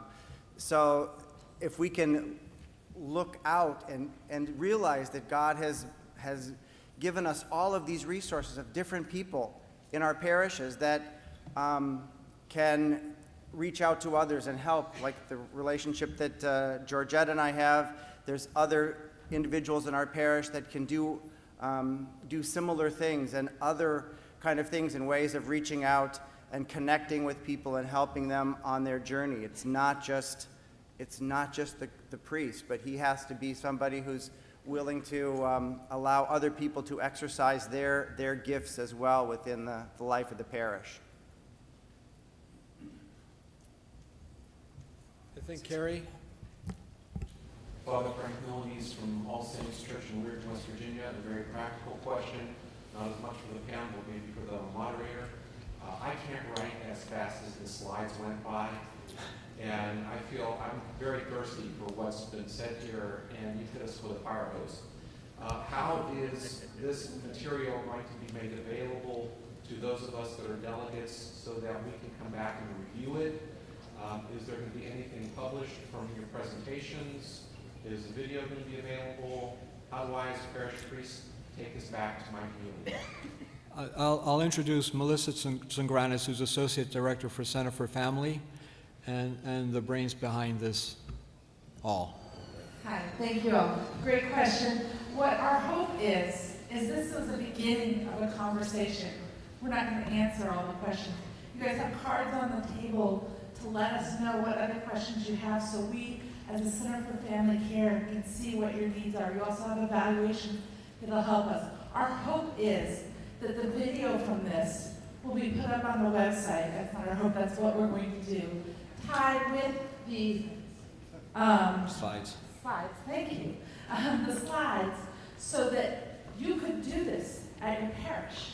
And I would hope you all can go back and do that and get your ministry leaders together and watch Dr. Orfanos and sit down and discuss this question, and you can give them a little more time than we gave you to talk them out. And watch Dr. Constantino and everyone, and then discuss the discussion questions with your parish. And then watch the panel, the dialogue that we're having now, so that you can continue the discussion. Come up with more questions you have. Send them to us in the office so that we can put more things together. One exciting thing that we didn't mention is we have webinars that we do through the Center for Family Care now. And Georgette will be doing one in August on resilience, building resilience in our children. And that'll be an hour long. And Dr. Stavros, I think, is doing October's, and he's doing mental health one-on-one. And I think we'll be bugging the other two at some point to do one too. But we hope that you can take this back, and we will put the resources online so that you can have them and continue this conversation, because it can't stop here.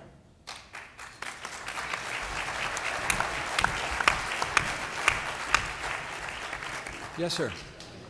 Yes, my name is Constantine Molas. I'm from Annunciation, Buffalo, New York.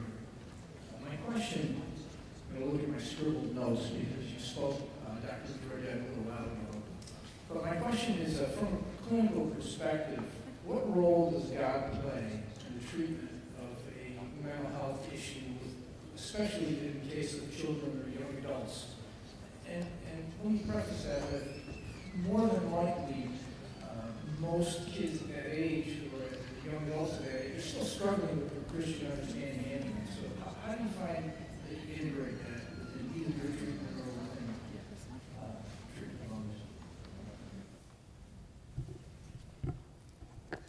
So you might not like this answer, but when a family comes to me, whatever spiritual faith or no spiritual faith, it is not my role in the secular world to introduce them to my faith. My faith guides me.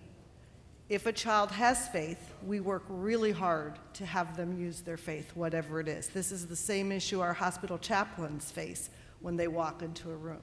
So I know that I am guided by my faith and my belief in God and my years as an Orthodox Christian. But it is my role to take the family where they wish to go. And I know, as I say, that might not be what you want to hear. If it's an Orthodox family, of course we're going to use their faith. If it's a Jewish family, I'm going to ask them to use their faith. But I have to be respectful of where that family is and what their needs are. So clinically, I have to be able to separate those. Much as I use the example, the book that I based a lot of the resilience is written by this pediatrician. It saddens me that he politically wants to be correct. I was mentioning this to the speakers. He knows that faith is so important for children, but he hedges in saying it in a written book because he knows that it would not be politically correct. Our strength is our faith. And so if Father Jerry were to refer someone to me, it would be a faith-based intervention. So there is a role. I mean, Absolutely. Absolutely, but if you're asking from a clinical perspective, we have to think about where is that family. It could be a Muslim family. We just have to meet people where they are. May I say something to that, Georgette? In an ideal world, the way that the faith and the clinical therapeutic work could be wedded is when a therapist has some relationship with the parish priest, and the family or the person going for help can have the priest sign a waiver. They could sign a waiver for the priest and for the therapist so that there can be communication. The priest can be doing his pastoral work with his family, aware of what's going on therapeutically. That's the best way that those two things can be wedded together. It doesn't often happen, but when it does, you have the presence of Christ in the church in the person of the priest who's in communication with the therapist. Thank you. Yes, Gus, Mr. Stavropoulos. Gus Stavropoulos from Detroit, Metropolis. Metropolitan's here, so he knows some of the story. I am blessed with 14 grandchildren.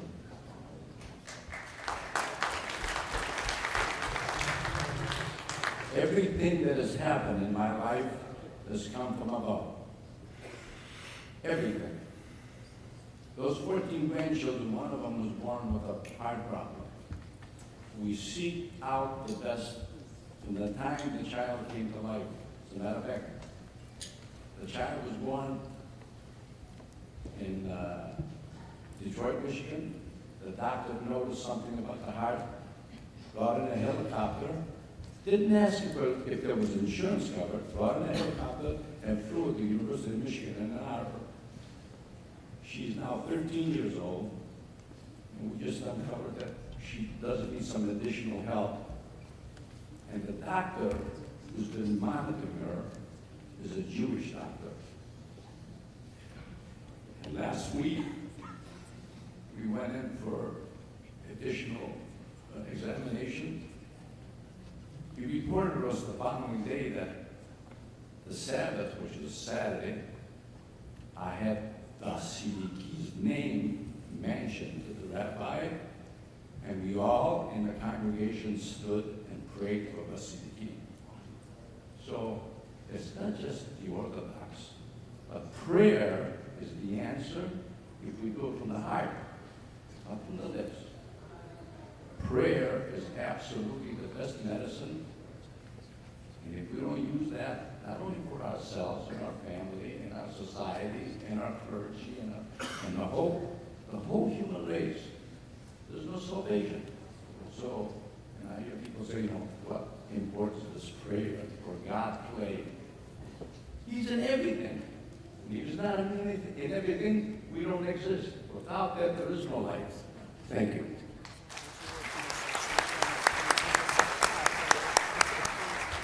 Father Harry. Father Harry, Baptist, Stamford, Connecticut. I want to offer to the assembly here today that I think another factor in changing the culture of our parishes is the approachability of us as pastors. And the reason I want to offer that is because earlier in my own pastoral work, while I was very competent in many ways, I was not very approachable to a variety of people. Normally, no one would ever say that to me. They might talk about it to other people, but I might only learn about it years later. And I would say a key for me was the ability to pastor in a situation where I was surrounded immediately by colleagues.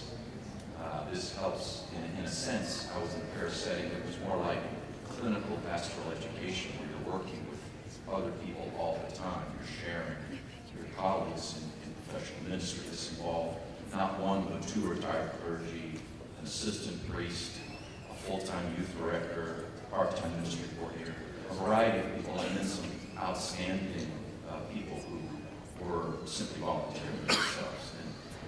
And in that kind of context, that's where I was actually able to come into contact myself with dimensions of my own brokenness that I simply wasn't aware of, that was blind to.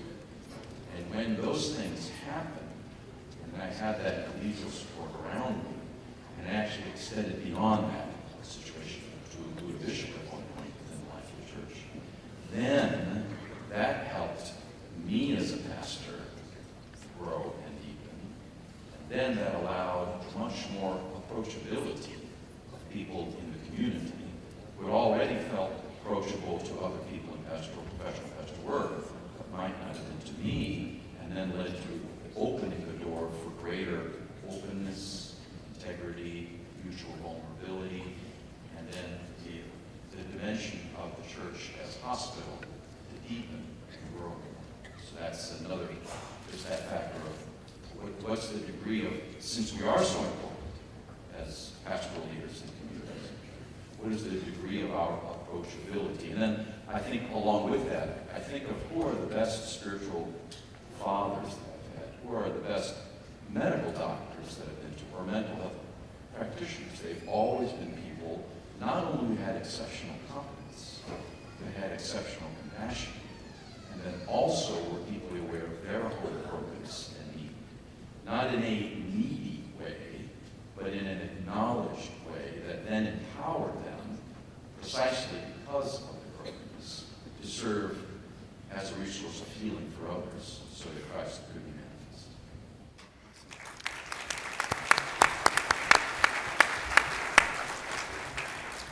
Just an observation.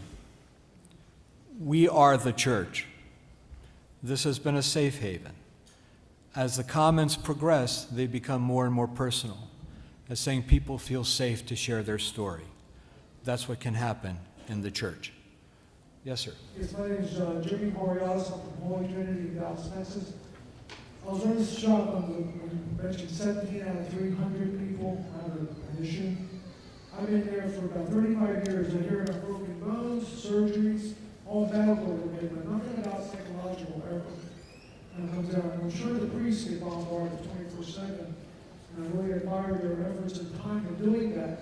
But how do they convey that? And obviously they will go to a layperson and say, so-and-so has an issue.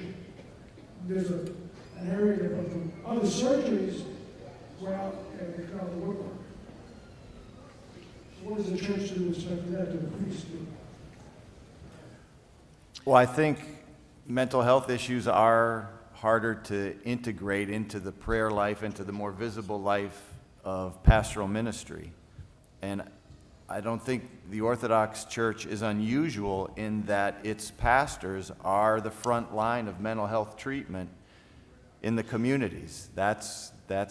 They're hearing more, dealing with more mental health issues than any mental health practitioner. So it speaks to the importance of our priests really being approachable, well-trained, and aware. But the structure of things, when we talk about those kinds of numbers, is, I think it's an issue of stewardship and discernment. And maybe one of the things that priests and communities can be working together on are having resources readily at hand, both within and outside the parish. It's harder to do than with a medical condition, just because of issues of shame and secrecy and wanting to look good in relation to the church.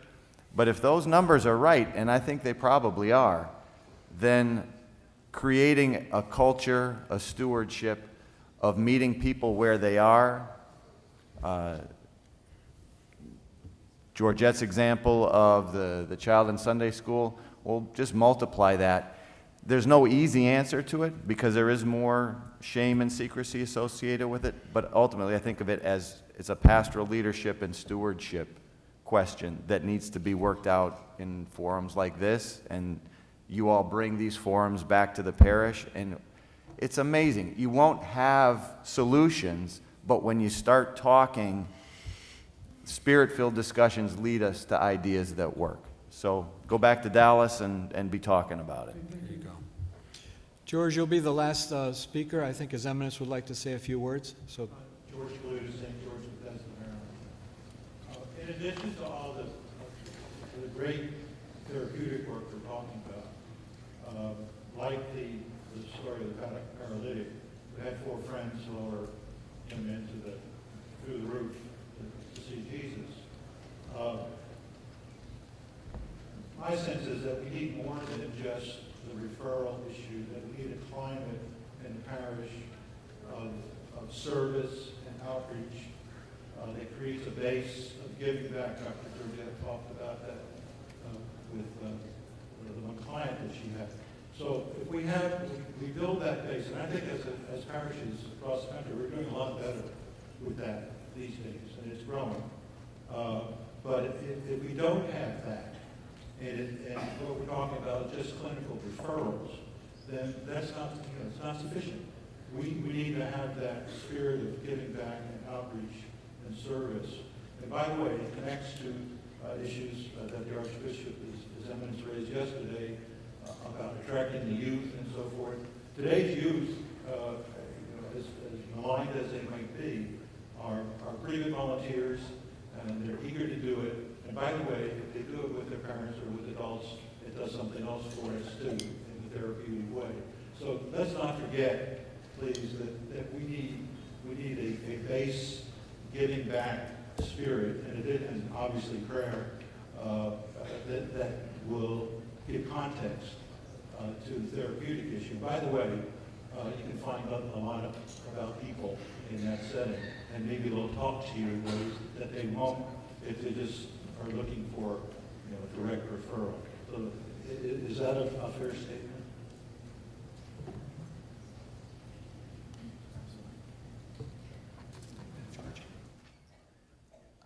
The short answer is yes. And I was just coming from a family camp experience up at the Metropolis of Boston Retreat Center. And it's exactly that. If we can expand the rhythms of togetherness in ministry, that's when people start to talk to each other. It's when we get to use our minds and our bodies and our relational skills, and we're doing stuff together side by side, that people really are going to be more vulnerable. We're going to wrap up in a moment. On your tables there's what we call the Family Connections, which is a little magazine-type newsletter, and it talks about young people and people giving. So it's for you all. This past September in Minneapolis, we had our first family ministry conference. His Eminence was one of the keynote speakers, and those talks have been printed. That booklet is an excellent resource.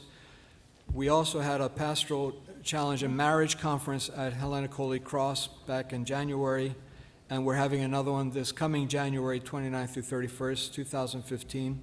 His Eminence Metropolitan Erasmus asked to host it with the blessing of the Archbishop. So put it on your calendars. It'll be more of this, and hopefully even more meaningful. Your Eminence, we'll get a microphone to you.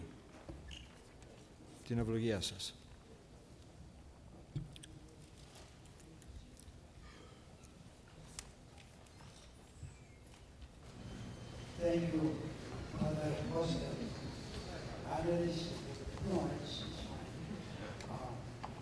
I would like to express thanks, deep thanks, to the Parish and Father Constantine and Presbytera and Father for this exceptional forum. We have a discussion about this format. And I have to share with you something. I said, I'm afraid that you are not going to have time for questions and answers. And we didn't have time for questions and answers. There are many people here who have wanted to raise questions, right? We're opening the discussion.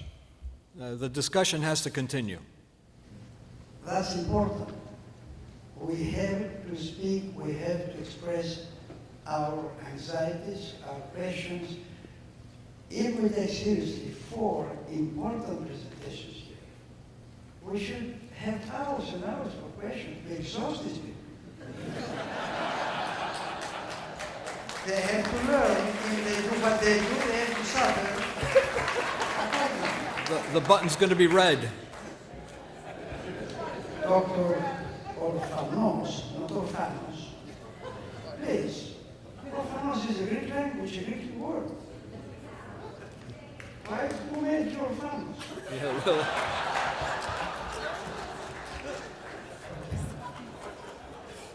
Dr. Joseph, Dr. Sal, and Father Jerry, all of them, in each presentation, there is plenty of very important material. You are right. You ask, and I don't know, I couldn't understand exactly the answer by the big machine behind all of them, but they ask, they have to have this stuff really in written or in a DVD or some very clear form, really. And I'd like to plead with us, please. I was very happy to hear quite a number of references to the Holy Scripture. We have one from the book of Proverbs. We have 2 from the Gospel of Mark, 1 from the Gospel of Matthew. Was a reference which would be from more than 1 Gospels.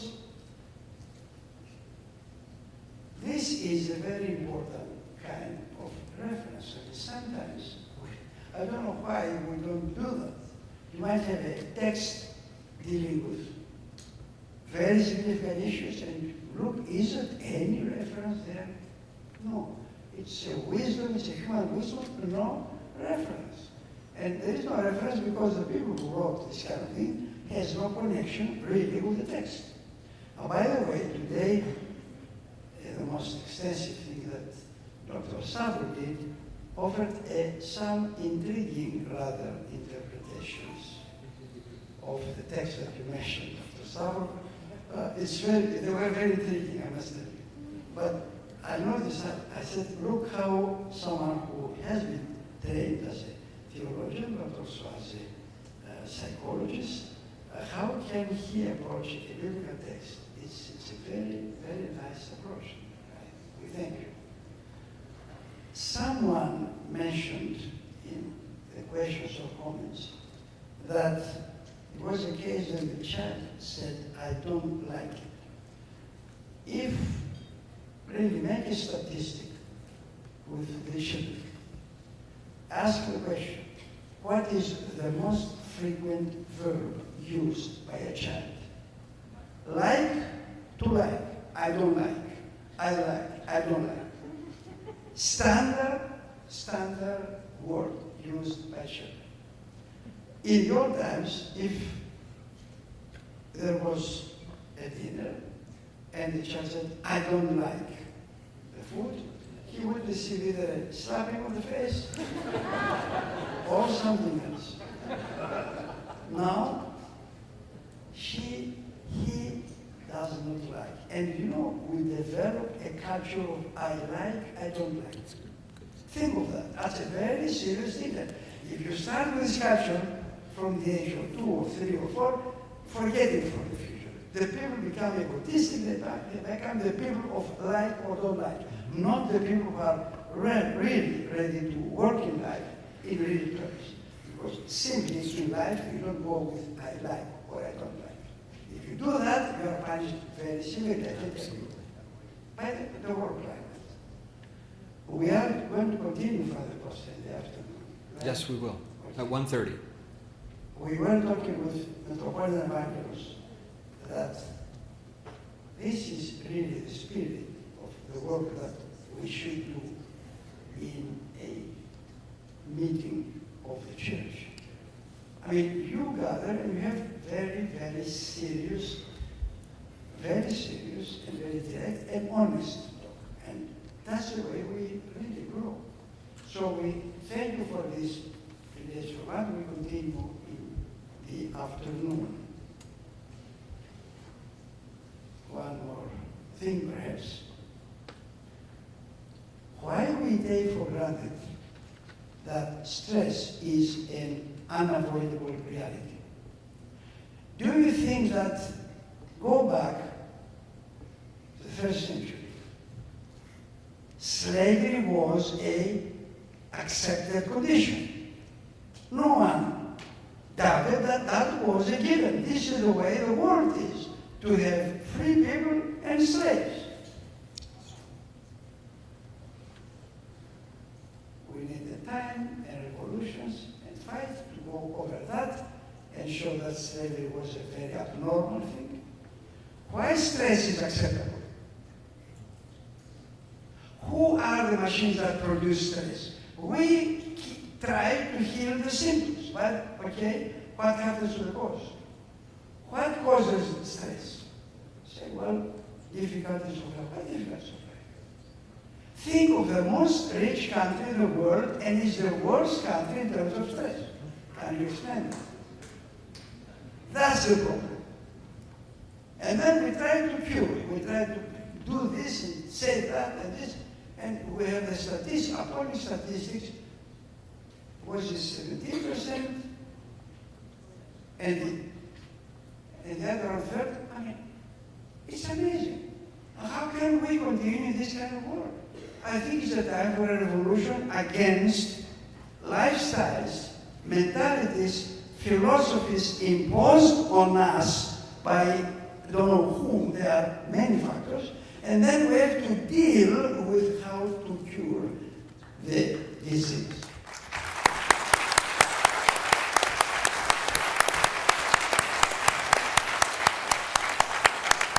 It's the culture producing the stress. Let's just understand that. Go to any analysis, serious analysis, sociologically, anthropologically, psychologically, theologically, you come down with this kind of things. Cultures that favor some sort of lifestyle end up with creating the worst stressors possible. That's what it is. So let's be a little bit of a revolutionary people. Not to accept these kind of things as just unavoidable things. It's not unavoidable, but we have to just try as much as possible. I would like also on this occasion, we recognize these wonderful people in the panel, and we heard that and we know that today we are in a position to have plenty of our people who are in the fields of psychology, psychotherapy, and similar fields. We are very glad to have among our hierarchy Metropolitan Erasmus being a professional person in the field of psychology and psychotherapy. And that's a good thing. We have him in the Synod. It's a tremendous resource. He's one of our presenters of the next panel, Your Eminence. His Eminence is part of the next panel. It's part of the next time. That's a very good thing. So one more thing. We are part of this culture of stress producing. There is a program in this clergy day. According to the program, the meeting here should be 9:30 to 11:30. Look at your watches. Stress. That's it.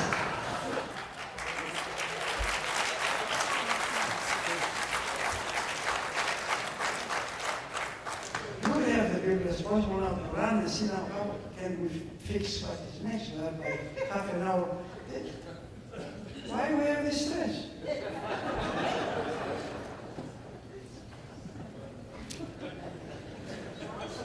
Think more globally about stress and resilience.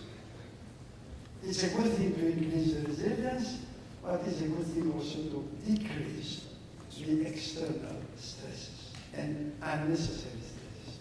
By the way, it's a good thing that we have this additional time because it shows that this is a central issue. And we are very thankful again. And don't hesitate to extend the time because as now this is an overcoming of stress, time-related stress. It was a discussion, and someone said, the West has the clocks, and we have the time. That's the thing. So we have the time, Captain Costa. Okay. Thank you, You Your can Eminence. go at infinitum in order to really produce results. Thank you.